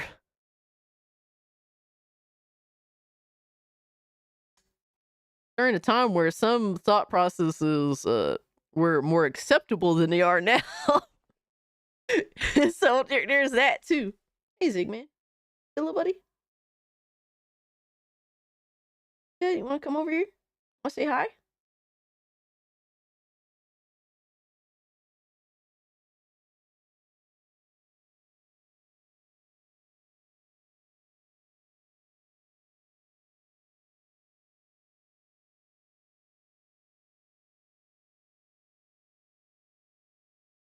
Ziggy got so mad today because I had to clean his ears. He threw a fit. Oh man, he was so mad. He's still sleepy. I think he was taking a nap. Want to say hi? Say hi. Said no. I don't want to say hi to anybody. You have to say hi. You're the mascot. All right, you're the mascot. Look at him. He's so sleepy. Look at that little sleepy guy. He said no.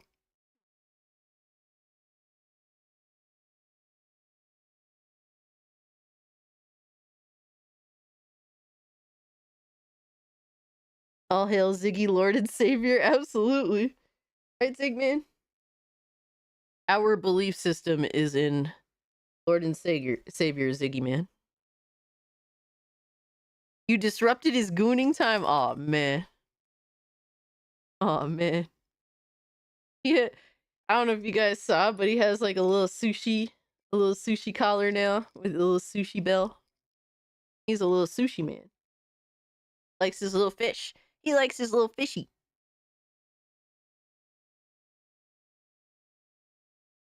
He's not awake yet. Yeah, he was just looking at me like, is it dinner time yet? That's literally the face he gave me, like, dinner time. The concept of God is dead, first coined by Nietzsche. Nietzsche has been argued since before 1803. That's BC, of course, yeah. You violated my ears, get away. Yeah, for like the next half hour, his ears were like half down. Like they were at a different angle than they usually are, and he was like scratching them, like, "What the fuck did you do to me? Why'd you put water in my ears?" And I'm like, "It's not water, dumbass. It's to keep your stinky ears clean."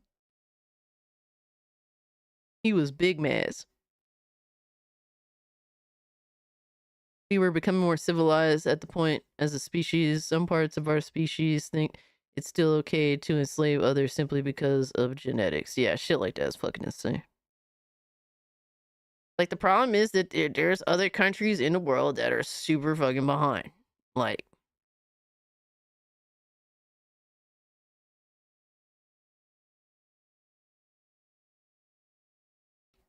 Jews believed it was a sin to enslave. However, if a debt was owed, you take the trespasser to court, and the court decides. After 7 years, the debt isn't fully paid in service, the master frees. Huh. Wow. That's kind of Sir Goonzig.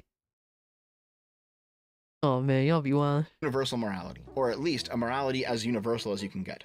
Every culture on Earth has a moral concept that says, don't kill people without a good reason. They might differ wildly in what constitutes a good reason, but nonetheless, there is a prohibition on wanton killing as a human universal. For Williams, this is a thin moral concept because it can be stretched out across all of these different cultures. In our simplified overlapping morals example, moral action 1 is a thin moral concept because both religions agree that it's moral. The issue is, morality is supposed to be about good and bad ways to live your life, and there's very little moral knowledge about how to live your life contained in thin moral concepts. The don't kill commandment doesn't tell you very much beyond don't kill people. It is a universal rule, but it's also of little help. Contrast this with a thick moral concept. Thick concepts are local to a moral code. They're not universally believed to be good across all peoples, even if their believers may want to impose them on all peoples. In our example, actions 2, 3, 4, and 7 are thick morals. One religion says that they're good, the other one says they're not.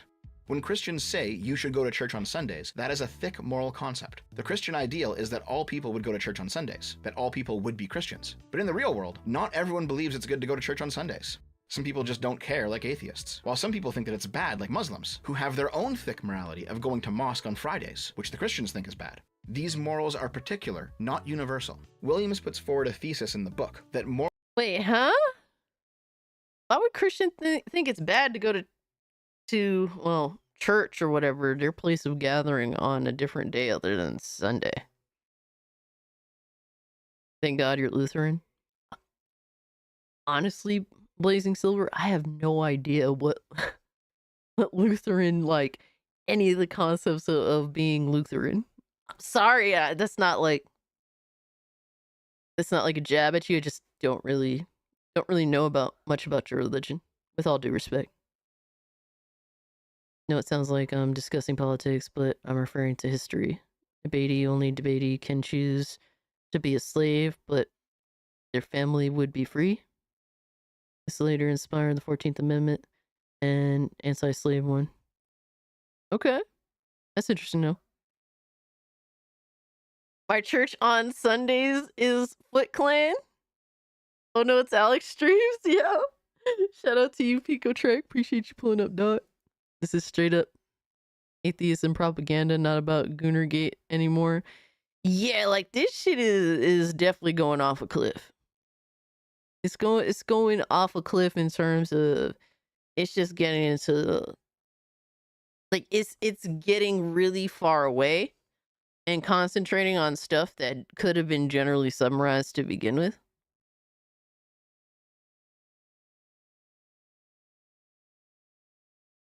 I thought SFO knew Christian religion. He said no, it's too generalized. Hmm. It's all loaf. Well, Ziggy's a big loaf. He's one big loaf. Moral relativism is a phenomenon caused by the act of reflection, of thinking over a moral choice you had to make after the fact. Here's an example. In Islamic morality, if you steal from a shop, they cut off your hand. That's considered the moral thing to do. No one would blink an eye at it. Here in the West, while we do want to punish thieves, we generally view chopping the hand off of a thief as being too extreme a punishment for the crime. So here's our moral question. Bro. What do we do with thieves? And we have two different moral codes with two different answers. One says cut off their hand, the other says arrest them and make them pay a fine or spend some time in jail, depending on various factors. Now let's say that you're a judge and you've just slapped a thief with a fine. When performing that action, there's no question. You feel moral in the moment. But later on, when you reflect on your actions, you might ask, well, should I have given him a lesser fine? Or maybe a greater one? Should I have locked him up instead? Or maybe I should have cut off his hand like the Muslims want?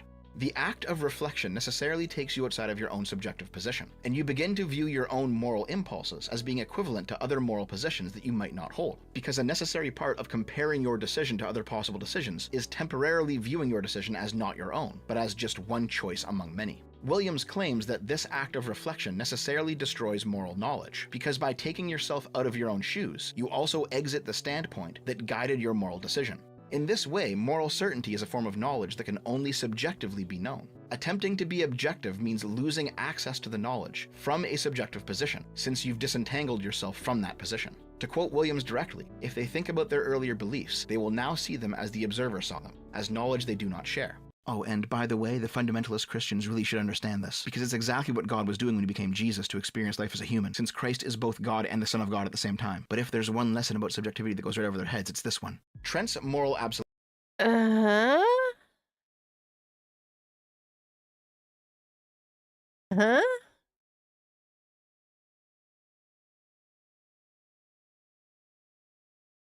That's not right.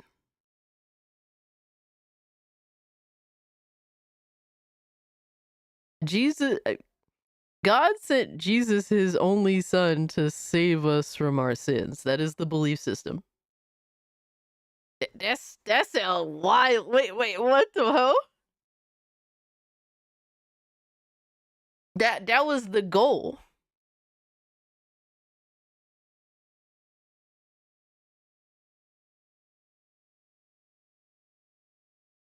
Back that up.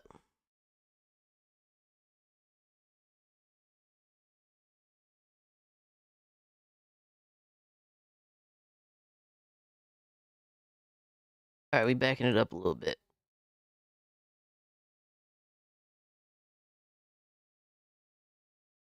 It's this one. Trent's moral absolutism is the morality of your own shoes. You also exit the standpoint that guided your moral decision. In this way, moral certainty is a form of knowledge that can only subjectively be known. Attempting to be objective means losing access to the knowledge from a subjective position, since you've disentangled yourself from that position. To quote Williams directly, if they think about their earlier beliefs, they will now see them as the observer saw them, as knowledge they do not share. Oh, and by the way, the fundamentalist Christians really should understand this, because it's exactly what God was doing when he became Jesus to experience life as a human, since Christ is both God and the Son of God at the same time. But if there's one lesson about subjectivity that goes right over their heads, it's this one. Trent's moral absolutism is the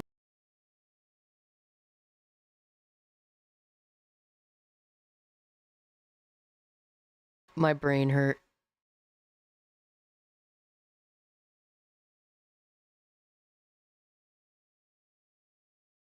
My brain hurt.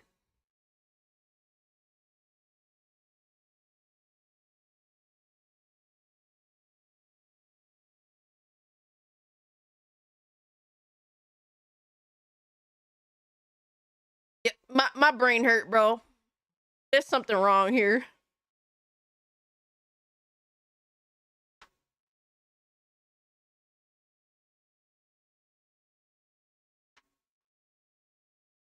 Okay, that's why you're trying to make us learn it hurts. But something is off with this statement.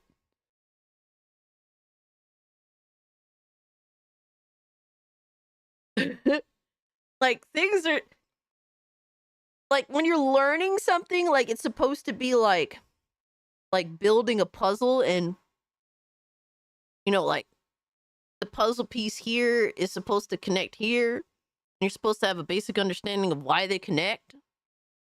And that one doesn't really pass the test.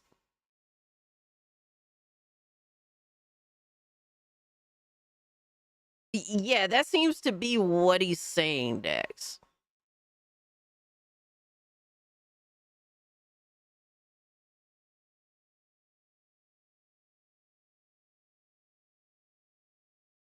Latino says, how is it not understood that God came to earth in mortal form of himself as Jesus? No. We understand that. But he's discussing, like, why that happened.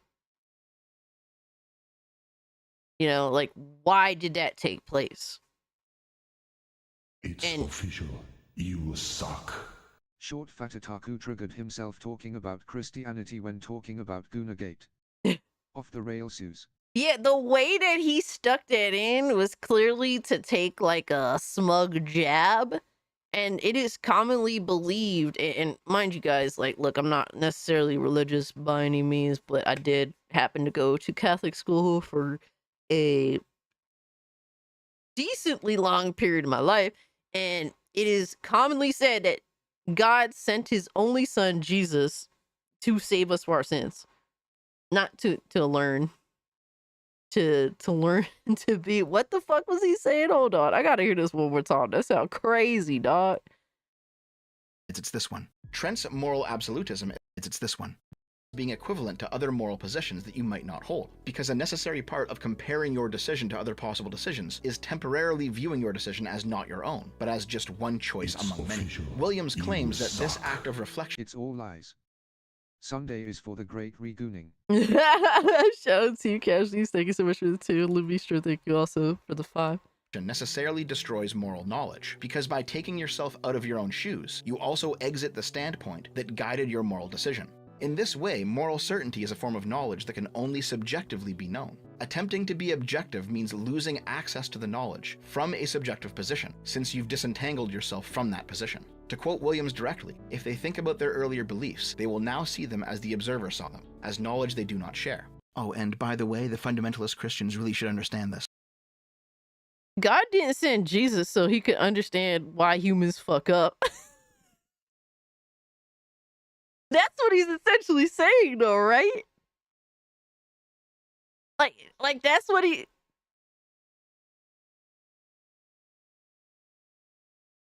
Because it's exactly what God was doing when he became Jesus to experience life as a human, since Christ is both God and the Son of God at the same time. But if there's one lesson about subjectivity that goes right over their heads, it's this one. Trent's moral... I gotta call bullshit on it. Yo, that's crazy. Whether you believe in Christianity or not, that doesn't make sense.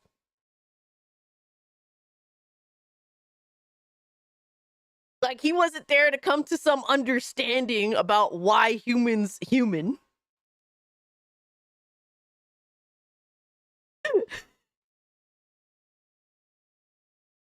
Maybe it goes over their head because it's not true. Yeah, in that case, it is definitely not true. Stop lying. We all know you didn't go to Catholic school and wore skirts. Canon rejected you never wore skirts.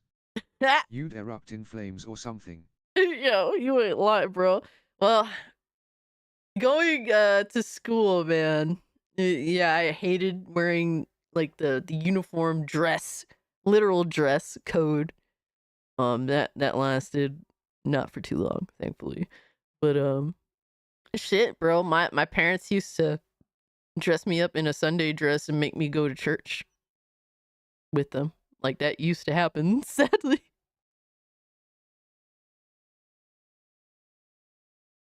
It was it was another time and I rejected it all as much as I possibly could. Like, dude, the fights I used to have.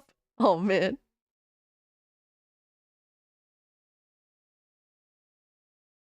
Yeah, exactly. Latino. He came here himself to set to be and set the example for us all. Yeah, absolutely. Yeah, like here's the thing. There are some things that Christians definitely do ignore because obviously it doesn't help their normal usually sometimes extreme positions that they try to take. But in this case, that's simply not true. Like that's just bullshit. I have to call bullshit on that. Like I'll listen to that for a third time, and every time I've heard it, it became more and more retarded. And the way he's tried to stick that in, like you could tell that he was just trying to be a little It's smug with official. that. You suck. Man must become a computer to understand why computers are computers. See. Nonsense. Man built PC. God built man. SFO done lost it rolling on the floor laughing. Yeah, like honestly, I did enjoy the mass majority of this video, but when it came into like religious, fundamental understandings and a lot of the how do you say political shit, like yeah, he's definitely losing me, and it seems as though he's losing you guys too. At least from what I'm seeing in the chat. So yeah, that's definitely an L right there. Well, absolutism is the morality of what Williams calls the hypertraditional society. In the hypertraditional moral code, certain moral practices are taken as true and good, others as false and bad. Thank you so Other much for the societies 5, with Libby different Stro. moral codes are not viewed as good from their point of view, but bad from mine. They are simply viewed as bad, because hypertraditional societies are not capable of engaging in reflection. The people within them do not actually have the ability to step outside of their own shoes and reflect on their actions. They simply act in accordance with their beliefs without any further intellectual examination of what they've done. And yes, as I read through this part of the book, the similarities between my interactions with Trent and the guy who couldn't answer the question, how would you feel if you didn't eat breakfast today, became more and more apparent. Both lack the mental ability to step outside of their own frame. Hyper-traditional morality cannot even recognize relativism, it's simply evil. But without the ability to reflect, which necessarily raises the specter of relativism, hyper-traditional morality is unable to recognize its own true nature. This is why the strictest of believers in any moral code, whether it's a religion or a political ideology or a cult of personality or whatever else, they're often blind to what normal people see as obvious. Like all this shit with Trent, like in terms of his line of thinking, because to an extent, like, yeah, like he doesn't believe in relativity. He just his moral code is strictly his Bible, his faith, his church, right? And this just makes me happy that, like I said, that our government does protect us from this ideology. He lives under a government that that purposely suppresses his religion, his religious line of thinking, his religion, his religion's overreach. Why he's still in America? Why don't you just go to like why don't you just go to like an island or something and try to enforce that shit over there?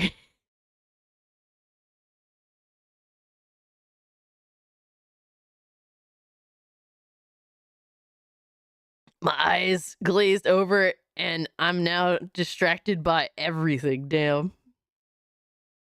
They see it, but either reject it or don't want to admit it. Who's rejecting it? That's like his video about Kendrick and Schultz thing. Guy snuck in a line about people complaining about activists being on the right wing YouTube pipeline out of nowhere. I was like, no, they suck. Mm. He should become a cardinal. Oh, wait, that would actually require dedication. Trent sees it, but either rejects it or doesn't want to admit it. Exactly. Like 100% he does. Like he he thinks that he could change America, I guess. I don't know. Like, because you have to justify, like, if you are completely adherent to your book, to your church, right? To your core values coming from your religion, like, he has to believe that he could change America fundamentally, or his religion can do that. Otherwise, why would you still engage?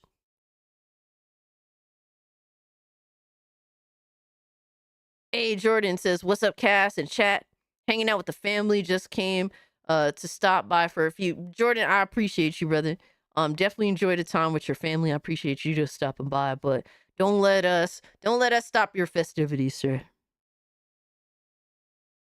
I'm gonna be here tomorrow, bro, so no worries about that. I appreciate you stopping by, saying hi.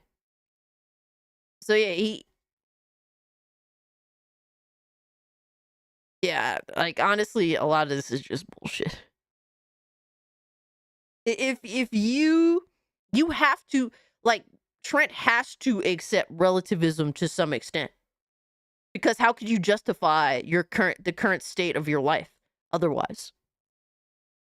Like, you can live out your religion, but you step outside your fucking house, or if you overreach in your house, I mean, you become like John De La Rose, that the government takes over.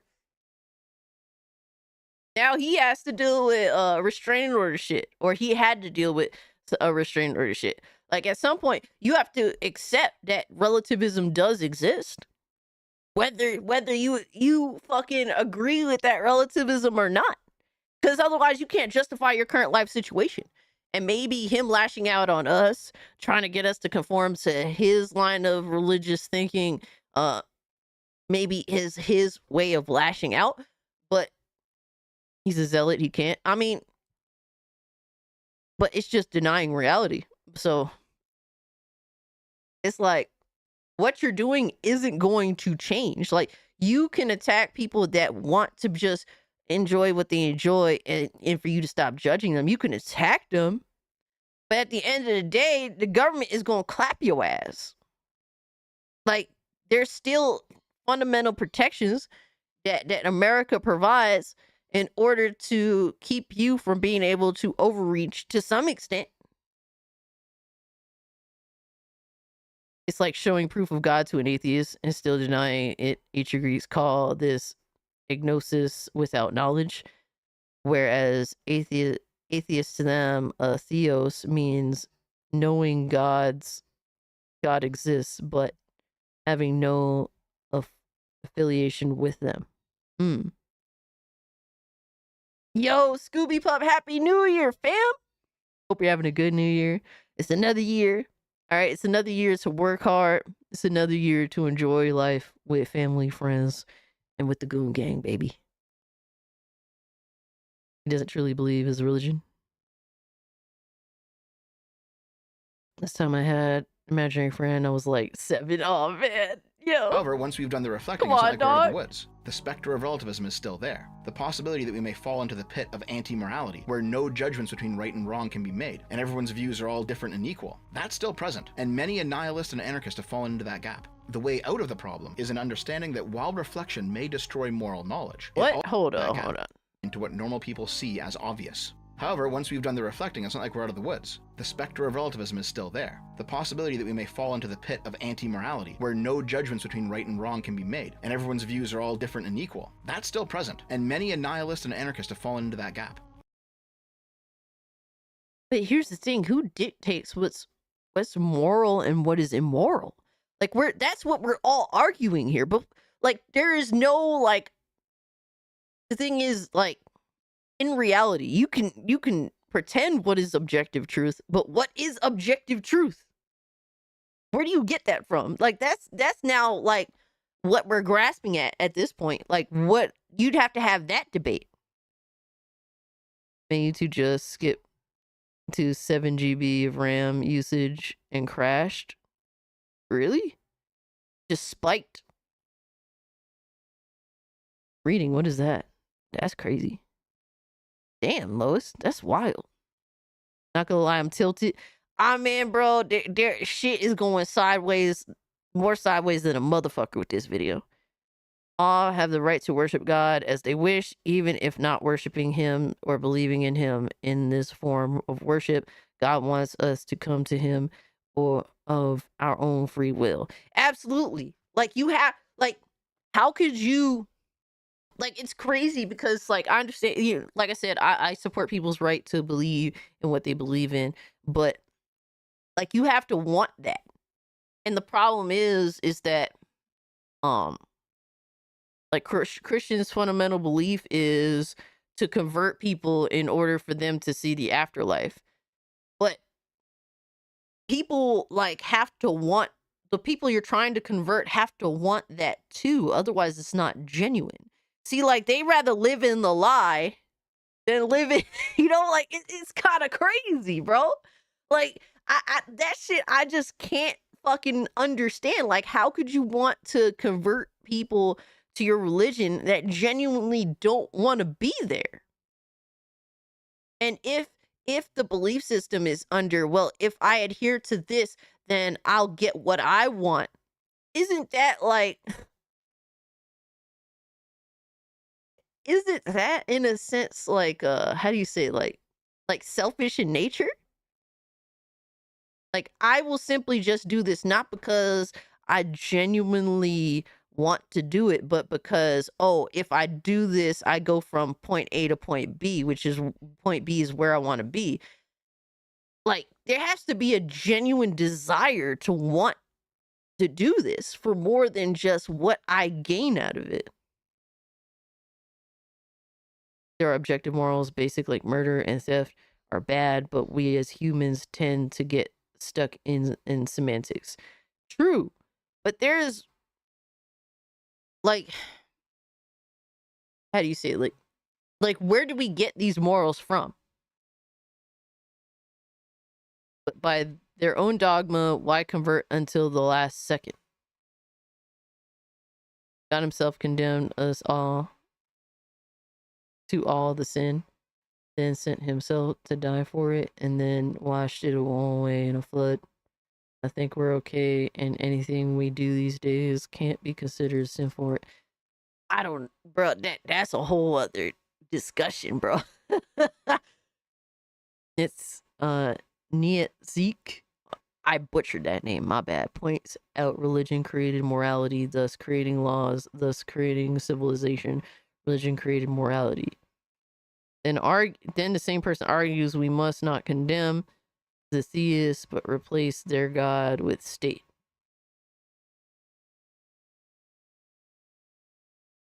This is why I don't like doing these debates, bro. This is why I avoid these conversations.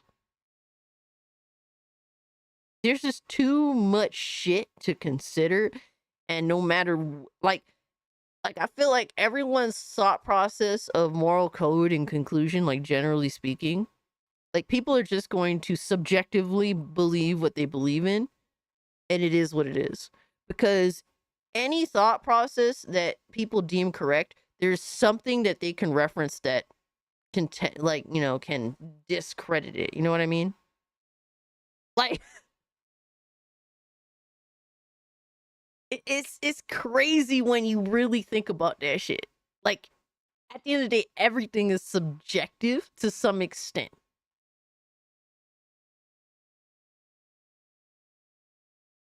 Because something can justify like you could find something to justify the opposite or justify what you're doing or disincentivize what you're doing. Like it's just too much, bro. It's just too much. Like I just want to live my life. I don't want to kill nobody. I don't want nobody to kill me. I keep things so bro, I am how do you say it like I want to discard what is unessential and just simplify everything that I possibly can, you know? Strange selfish taking what benefits you and leaving the rest behind. That's not choosing to believe, that's choosing benefits without believing. The oldest religion is Hindu, for your information. Interesting.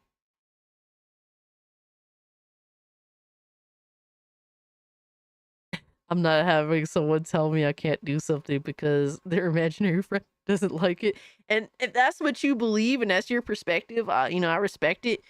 Um, Even people who are religious, like I respect you too. It's just that I'm glad that my country does offer some protections against people trying to impede on my free will. And that's another thing. That's a whole other discussion in itself, free will, because God gave us free will.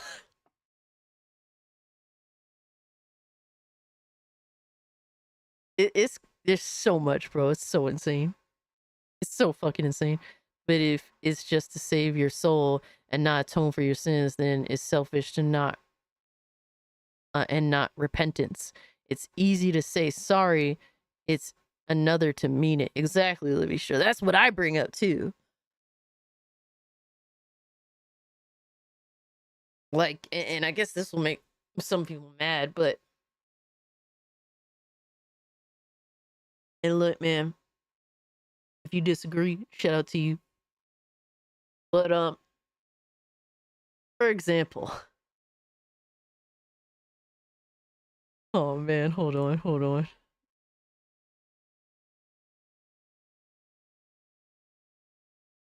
And no hate towards Mother Teresa. This is not out of hate. This is just to clarify. Let's just leave it at that. To clarify. Because a lot of people apparently were under the belief that Mother Teresa resided in a third world country to try and save people's lives. What does that entail? Trying to take care of the poor. Like, Mother Teresa's only goal was to convert those people in third world countries to their religion so that they could see heaven, but not necessarily to care for them in the living world. You take from that what you will. No hate towards Mother Teresa, but there's some sad realities to that situation.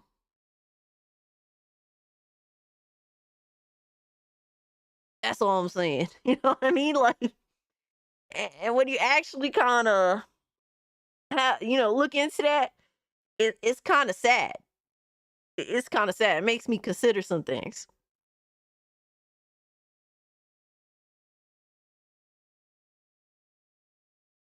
In a situation that could be considered a good thing, but when you actually know what was going on, like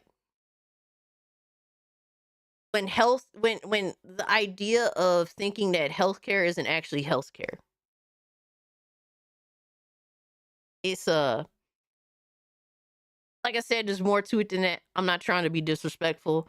I'm not trying to be into some moral debate. If you want to look more into that, please go ahead. But there's stuff to that made me think about like the concept of sacrificing the now for an afterlife. And that's like an internal conversation I had to have with myself upon seeing coming to some realizations that I was not aware of prior. So there's that. But I don't want to get too much into it. Dragoon Knight, we're going down a rabbit hole of epic proportions. The way out of the problem is an understanding that while let's reflection give it may to you. Happy New destroy Year. moral knowledge, it also gives us access to many other types of knowledge that the absolutist will never truly know, whether that's objective knowledge like scientific knowledge, or knowledge of the moral practices of other cultures. Not their knowledge itself, not their moral certainty, but knowledge of their morals. Relativism can disrupt the ability to be certain in our moral judgments, and that's a problem. But it's also a knowledge-gathering mechanism, and that knowledge can lead us to other moral positions. What this means is that when moral relativism is taken to the extreme, you do get Trent's view of it, where no moral judgments can be made, where you cannot say the rape is Linda, we are going down a rabbit hole of epic religious and political proportions. This video, well, I appreciate the conversation because I do not shy away from these conversations if they happen to be presented in the face. There is a lot to this. That's like some of it understandable, some of it not understandable, some of it reasonable, some of it retarded. There's a whole lot of that.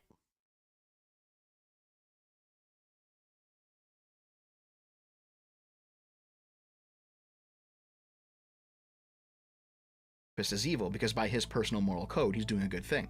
But Trent incorrectly identifies all moral relativism as this extreme form, because he's an absolutist who lacks the intelligence to step outside of his own position and consider hypothetical alternatives. However, the relativism that honestly examines moral positions gains new knowledge, and then uses that knowledge to generate new moral positions. That is the engine that drives the development of human morality in the first place.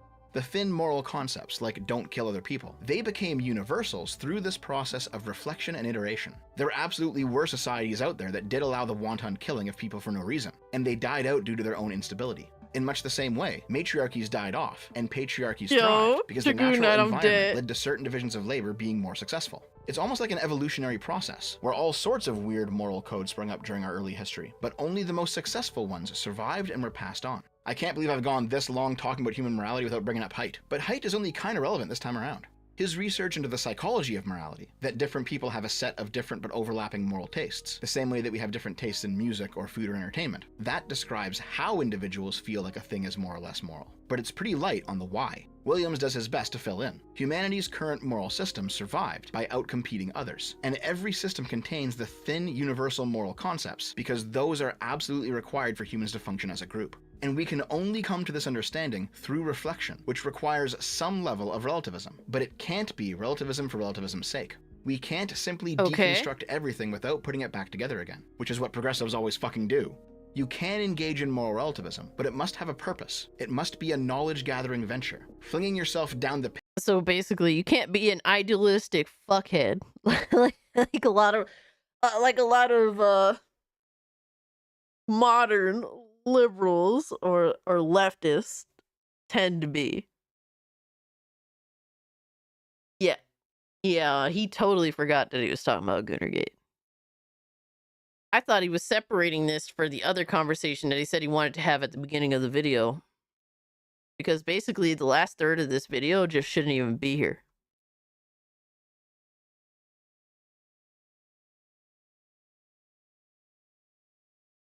Pit with reckless abandon will do you no good, but you can carefully descend into it prepared, with the intention of discovering its secrets, and if you bring them back up to the surface. Again, this is something the Christians should know about because it's exactly what's happening when Jesus wanders into the desert alone with no earthly support. And if you're putting it back together again, which is what progressives always fucking do. You can engage in moral relativism, but it must have a purpose. It must be a knowledge-gathering venture. Flinging yourself down the pit with reckless abandon will do you no good, but you can carefully descend into it prepared, with the intention of discovering its secrets, and if you bring them back up to the surface. Again, this is something the Christians should know about because it's exactly what's happening when Jesus wanders into the desert alone with no earthly support structure, and he's tempted by Satan. Nearly every faith, or hell, every hero's journey story has that part where the hero is in isolation, has to conquer what exists beyond, and then bring the spoils back for all to enjoy. I can't believe you fuckers don't even understand your own religion. The liberal project is, in a way... Alright, bro, this is getting really gay.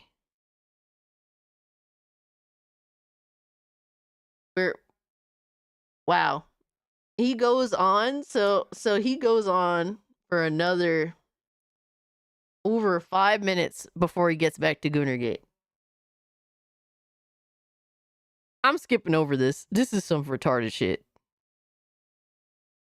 We're going to the next section. I want to just have a general idea of what this is. That start to sound very namby-pamby, and these are going to be the more free-floating, rationalistic. Yeah, I'm sorry, like... That's just, it got retarded. Shout out to this dude, shortfatotaku. I thought the first 2/3 of this video were pretty reasonably solid. And then shit just got retarded.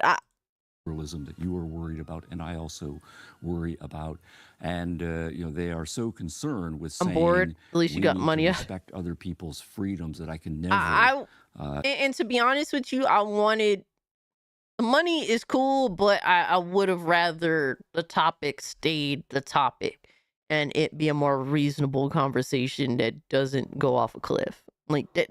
That to me, because if the content is not worth it or worth visiting, then that sucks. Like that to me is sadder than, like, it doesn't the money doesn't make it all disappear. Let's just put it that way. How long is the actual video? We're at the video is 2 hours and 14 minutes long. Even criticize other people. And so from that intellectual context, then you're going to get into a paradox of tolerance. Yes, So we have a response to trilogy that of from within streaming the liberal tent on is it. to say that liberalism needs to be muscular, if I can use that. All right, bro. Next. We have at least a set of morals that must be proactively put forth into the world and protected by its adherents. This means that Shit liberals sounded cannot really leave the crown on the retarded. ground after it falls from the progressive's head. We must take it and wear it and use it to enforce a neutral space, to enforce the public-private split, to enforce the live and let live Modern liberalism doesn't do this at all. market morality. And we must be Modern liberalism, once again, doesn't do this at all. willing to punish those who seek to use the walled garden that we build to destroy it from within. This means that while we do honor those live and let live values of No, you don't. That's not true. Modern day liberalism does not do that. It does not do that. I think that's what people want more than ever before. And modern liberalism does not do that. free speech and free association. When a woke progressive or religious fundamentalist or whoever else decides to view those values as weakness, tries to use them to undermine our entire moral system, then they have lost the protection of that system, and we should act accordingly. Now that we have at least a little bit of understanding of some of the underlying philosophy here, let's zoom back. It's almost like he discredits the entire other part of our government, because I think they're both I think they're both to some extent absolutely retarded, but it's the bounce back between the two that tries to keep us afloat.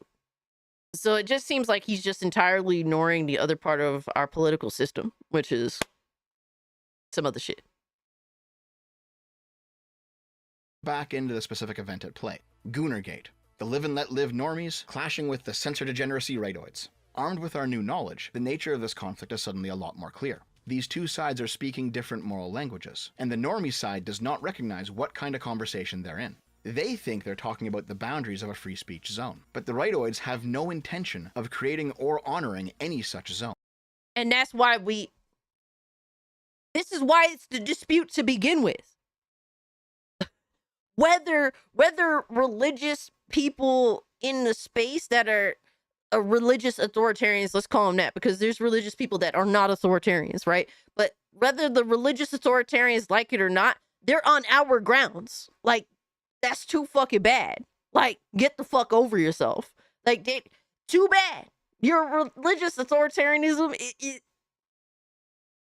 you are not in your comfort zone. Like, they're fighting outside of their comfort zone. Go to your church and then they're in their comfort zone. But if you're on Twitter arguing this shit, you're not in your comfort zone. Period. Absolutely. Like, non-authoritarian Christians call them out because they are overreaching, overstepping, and every time they do this shit, it causes us to look at them like, y'all motherfuckers is crazy. Nobody's going to listen to you. You just look like a fucking clown, because you're out here trying to dictate how people act and what people should do and what is acceptable and what is not. And nobody wants to fucking hear it. All right. Modern liberalism tried to do this. And guess what? They got their ass clapped. All right. This past November. Period.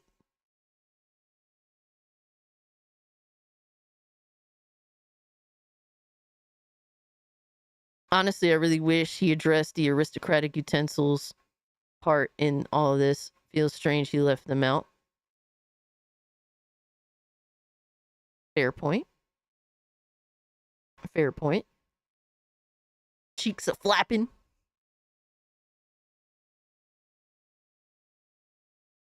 Mike G says he seems to be clumping all Jesus belief systems into one. He seems to be talking about footloose type believers in Christ or ones who don't read the Bible regularly. And that's a fair assessment to make, Mike G. Or that perhaps he has not done all his research and does not read the Bible, and therefore is replicated in this way that does not actually, like, is not viable.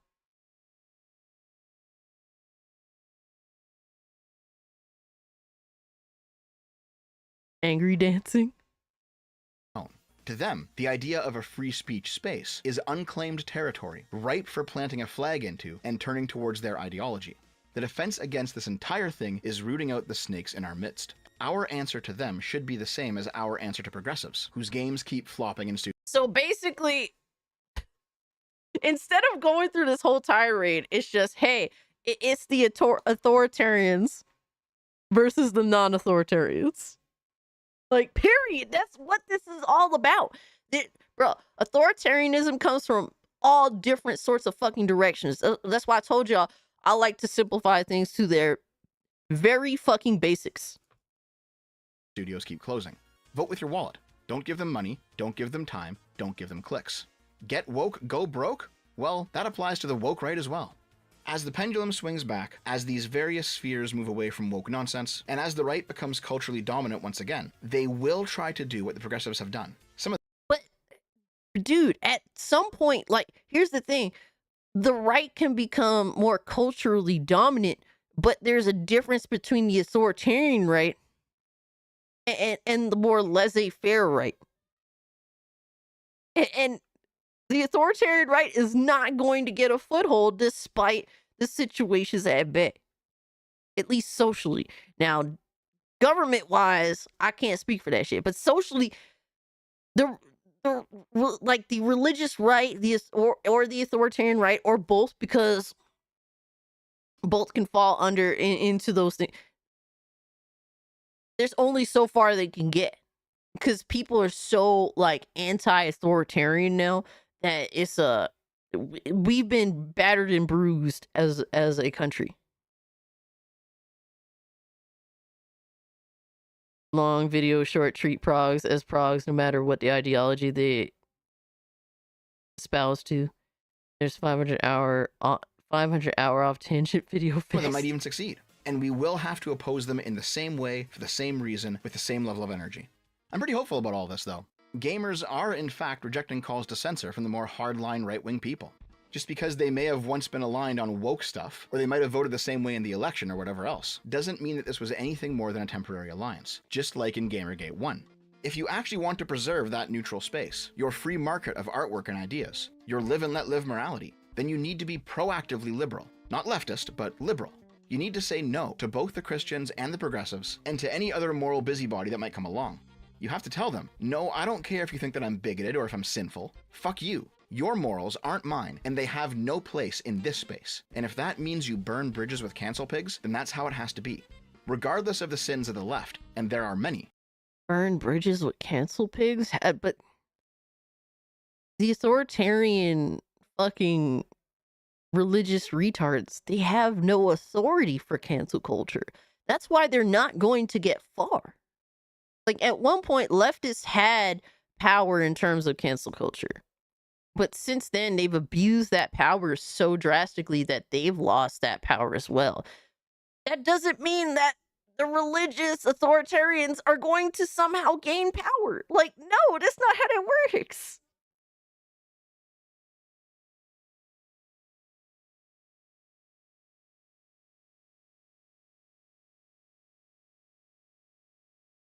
So I agree with him on this. If they bitch to us, they get clapped. I mean, in that basic fundamental sense, but he's adding in a lot of factors that are mucking up that base premise. I'm nonpartisan. If you are partisan, you are on the left to me. If you want no government, then you're on the right to me. The right wing is not Yeah, a he's friend to gamers, he's definitely doing a bit of fear mongering. That is for sure. and they never truly were.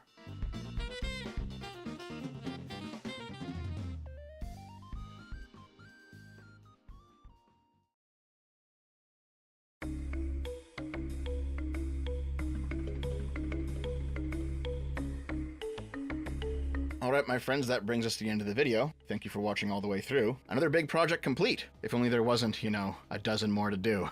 I'll get through them, though. I know there's been a lot of nonsense about me floating around on the I'm not gonna lie, I'm interested to hear his outro because this could be entirely make or break for this to this video.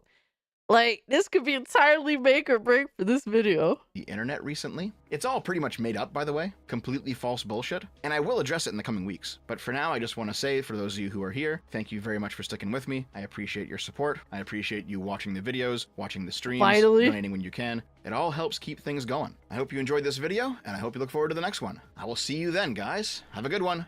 I love you.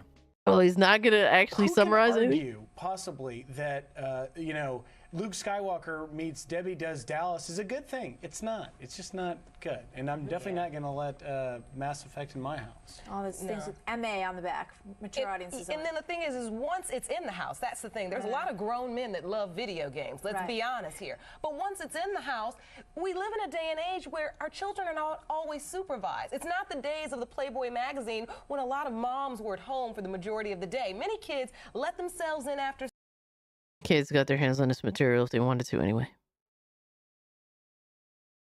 school. They have time.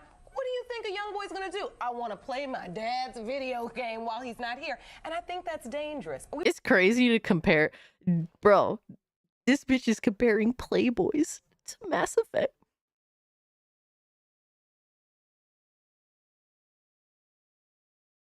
That's fucking crazy, bro. The mindset that these people have is wild. We really have to watch this. Yeah, I'm not sure why it didn't get an adult-only rating. That's the highest rating that it can have. So first of all, this board that rates them needs to have their head examined. And this made me feel old watching this. What happened to Atari and Pinball and Pac-Man?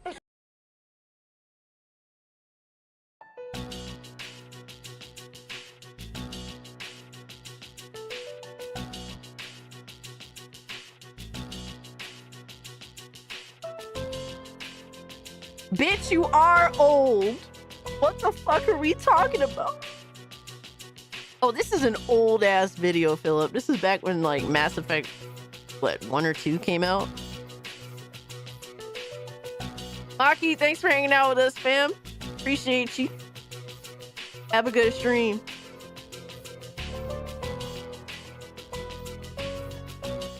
Yo, it's crazy. Well, This is an incredibly sophisticated. And here's the thing, like, modern liberals have done the same thing, but from a different perspective entirely. White male lead character, bad. This is evil. This is oppression.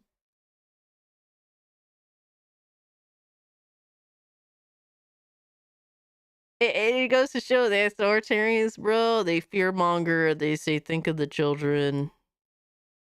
It's always this. It doesn't matter which side it's from. It's just different different ends. The means are the same. So there's that. But yeah, that was wild. That is wild. Holy fuck. Let me switch over camera.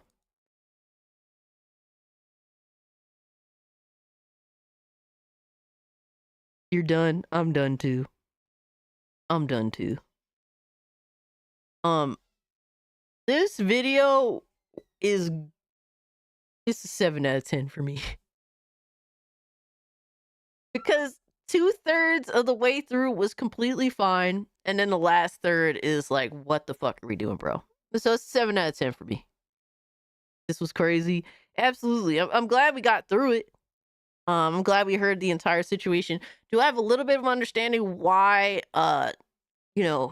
shortfatotaku definitely gets pushed back? When it comes to politics, that's just what it is. So I can understand why he gets some of the pushback that he does. Do I still think that some of it's justifiable? Like someone coming into my comments and literally saying, oh, the fact that you promote this dude, you're a grifter, peace. And unsubbing for me, that's fucking wild. Like that shit is ridiculous, stupid. And anything else, like in regards to just extreme positioning, I think is super fucking ridiculous. So from that perspective, I do understand why he gets some of the pushback that he does, at least from the whole political spectrum of things and maybe the religious side of things. But I do think that that's also over the top as well too. 7 out of 10. Too much weird Christian talk. Yeah. We kids were playing Gears of War, Assassin's Creed, and all kinds of other crap at young ages. Better than those darn soap operas. Oh no. Are are you telling me the man I've been sleeping with? Oh no. No. For 7 months now is actually my long lost brother. These idiots need to get like, oh no. Little Miss Anonymous, you wildin'. And wait, Custer's Last Stand on Atari? Hold up. Let me see. Let me see.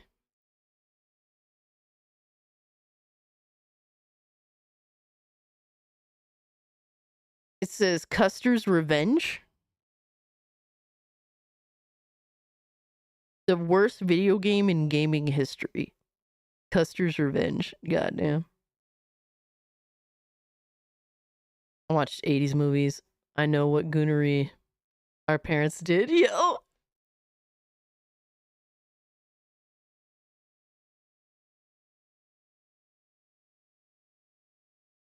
A game about graping. Yeah, that's insane, bro. What are we doing? There's actual videos discussing this stuff too.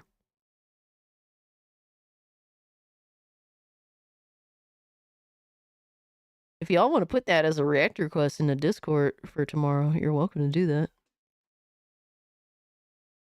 So that's interesting in the worst ways possible. Just when I thought there was hope for humanity.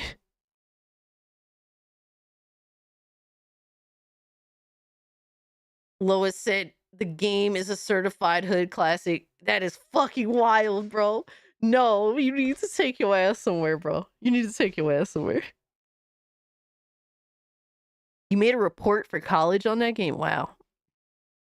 Damn, it's kind of crazy how this whole how this shit turned out, I'm not gonna lie. But yeah, guys, we're gonna have a dope ass stream tomorrow. We're celebrating the new year tomorrow. Yeah, no, we're not doing certified hood classics, bro. Lavistro said, I'll give it a 4 out of 10. Less inaccuracies, irrelevant info, self-triggering rants, etc. Goonergate parts were well crafted, but the extra 3 points were because he gave me a headache. Damn. I feel that. I feel that. Your professor hated you. I wouldn't be surprised if your professor did hate you if he actually did read your essay and discovered why that shit is insane.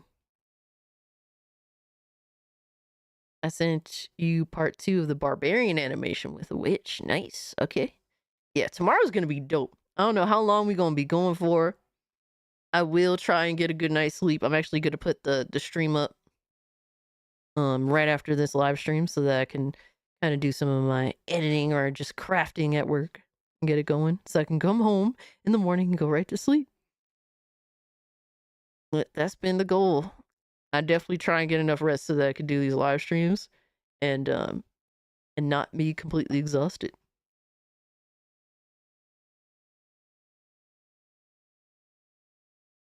It's cold, but I don't care. Joe Dirt situation. Goon party here and Goon cult leader cat. Dude, we will be streaming for 4 days straight. Holy shit. Dude, this is unprecedented for me. This is unprecedented as fuck, especially while I'm working. Now, if I wasn't working, that would be way easier, you know what I mean? But I've definitely been trying my absolute hardest to be attentive for you all, to be entertaining for you all, and to be prepared. But I do want to do more of these like long form reactions where there's like a specific video that we react for preferably 1 stream instead of 3. This one was really like, from what I was listening to, it was really interesting in that first 10 or so minutes I listened to. So that's why I decided, fuck it, let's do it, even if it takes multiple streams, which obviously we went for 3 streams on this one. But I definitely would like to react to more like like 30, 40-minute videos or maybe an hour-long video, and that would go into like, a two stream reaction. And that's fine. I normally don't come across these that often where I feel inspired to want to react to them. The last one we did was Angry Joe's review, which I thought was a lot of fun. It was a lot of fun, and what was crazy was the live stream took off in terms of like after live viewership, which I was not expecting at all. You want to do a Sam Hyde react? I mean, if you guys want to DM me directly with like a 30, 40-minute video or an hour long video, and you're like, hey, I think this would be like really interesting. I think that you would jive with this content really well. Like, then that's fine. Yeah, the Angry Joe video was a lot of fun to react to, and we managed to get it done in one stream. And I had fun, you guys had fun. Overall, it was a really good time, and I think that and somehow it took off. And whether it takes off or not, that doesn't matter to me. But I do want to do fun, more long form reactions that create overall discussion. I want you to react to Dustborn. How about no? Because that isn't fun for me. That's torture. It may be fun for you guys, but that's not my thing. But yeah, guys, we're gonna figure out who we're gonna react to. I'm looking at Sam Hyde. Where's his YouTube? Dude, I maybe watched this guy like once, and that was like many, many fucking years ago.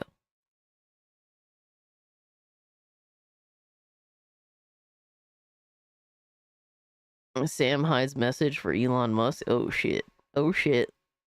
I'm looking at this right now. See, now the whole like religious shit, like religion, fucking like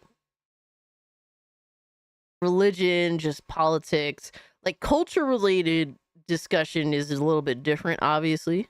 That's what we engage in over here, really, but more so in the entertainment space of gaming. Fine, how about Subverse? Is you good? What did I do? I'm not sure what the Subverse is. Is there a Sam Jackal? I don't know what that is. I don't know who that is. Everyone should watch that. Oh, I'll check it out on my free time for sure. Apparently Destiny fucking talked about it too. Asmongold talked about it. Destiny talked about it.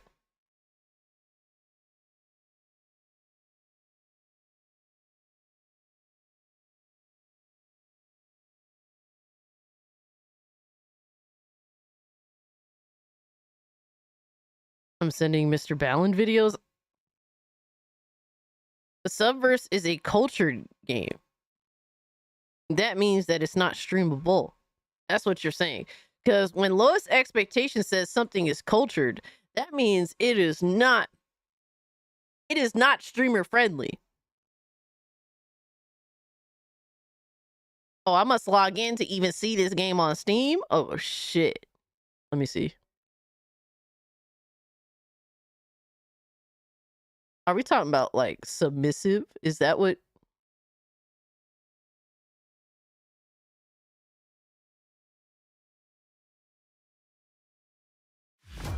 Oh my god, no. What are we doing, bro? Why does this bitch look like Cortana? A sexy new sci-fi parody where you command your own starship filled with the hottest babes in the galaxy who are ready to bring your fantasies to life in fully animated love scenes.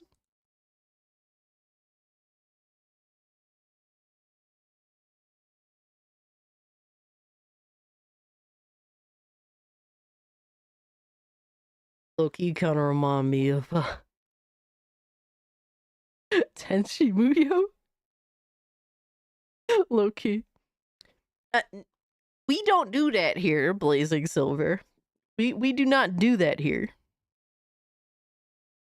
The Goonverse, Apparently so, but we can't bring that to you here. That's not how that works. Do kick streamers like play sex games? Like like I'm wondering, or at least early on, would they actually fucking live stream sex games? 69 sometimes. All right, let's figure out who we're gonna.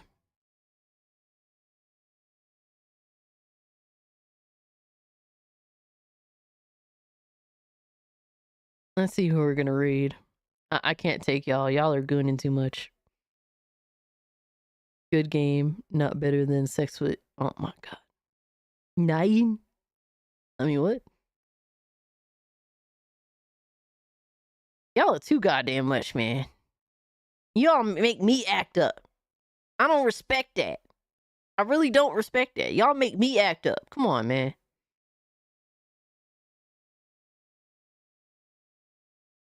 I remember, oh my god, it's Firefox live stream some honeypot game early on. What the fuck? I am a stiff.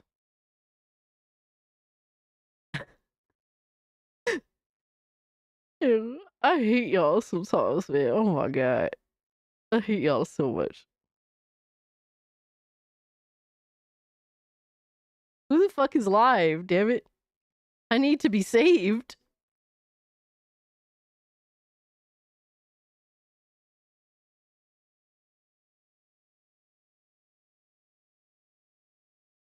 I need to be saved, bro.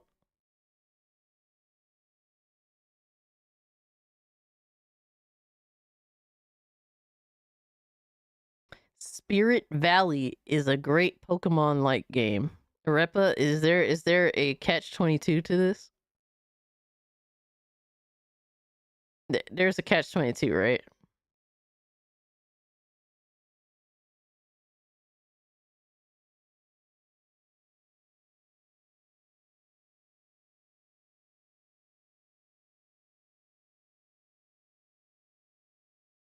Let me see. Is my homie live right now? Hold on. I may have to raid the homie.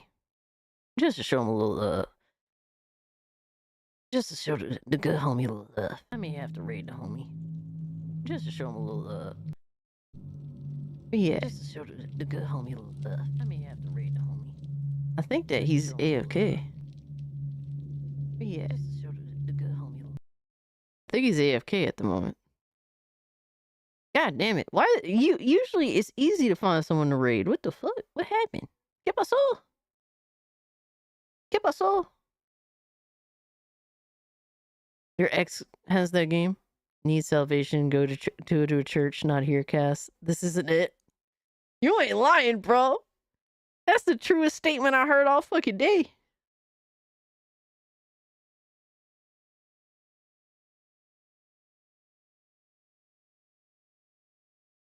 Truer words have never been spoken.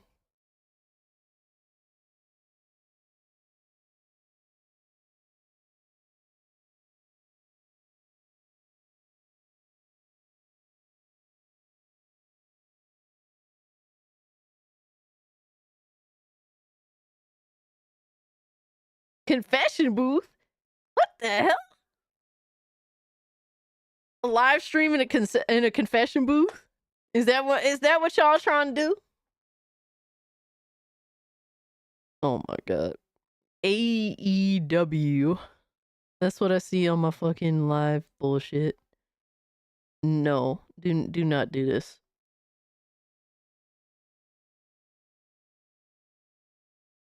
Yeah, I don't know who to read. This is fucked.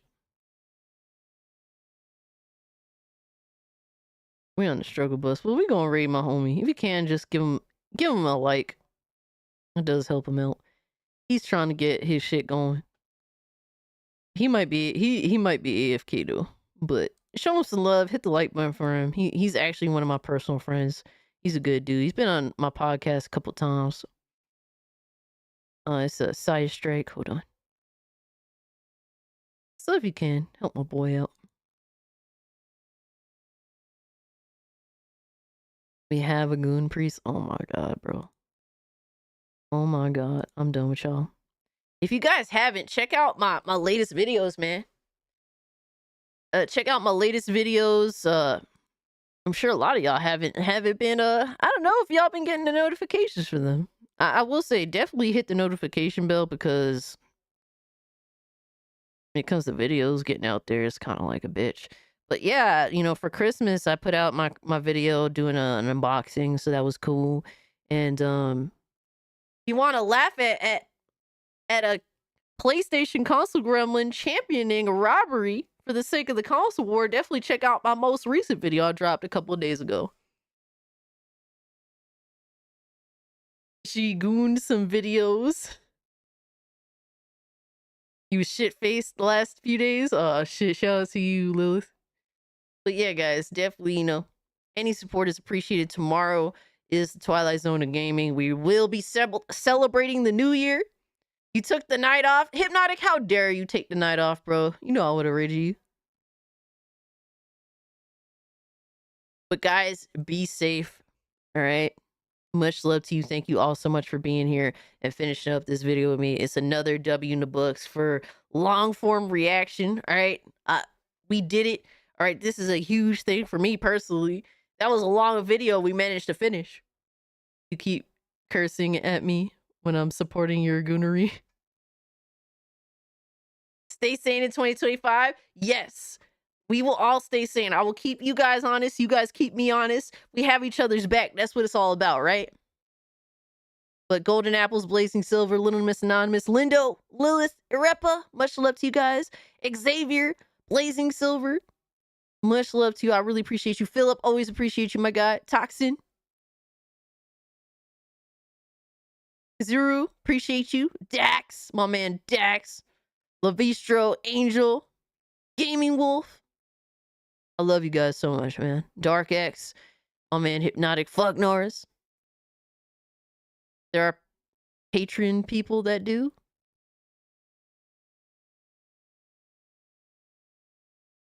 Name, appreciate you. Have a good one, sir. Wild Dog, Gamer Boy, appreciate you, fam. Casualties of Gaming, Silent Night, you guys are amazing. Thank y'all so much. See y'all tomorrow, 8 p.m. EST. And with all that being said, I'm out. Peace. Go like my boy's stream. All right, go let him know who rated you. Much love to y'all. And we out.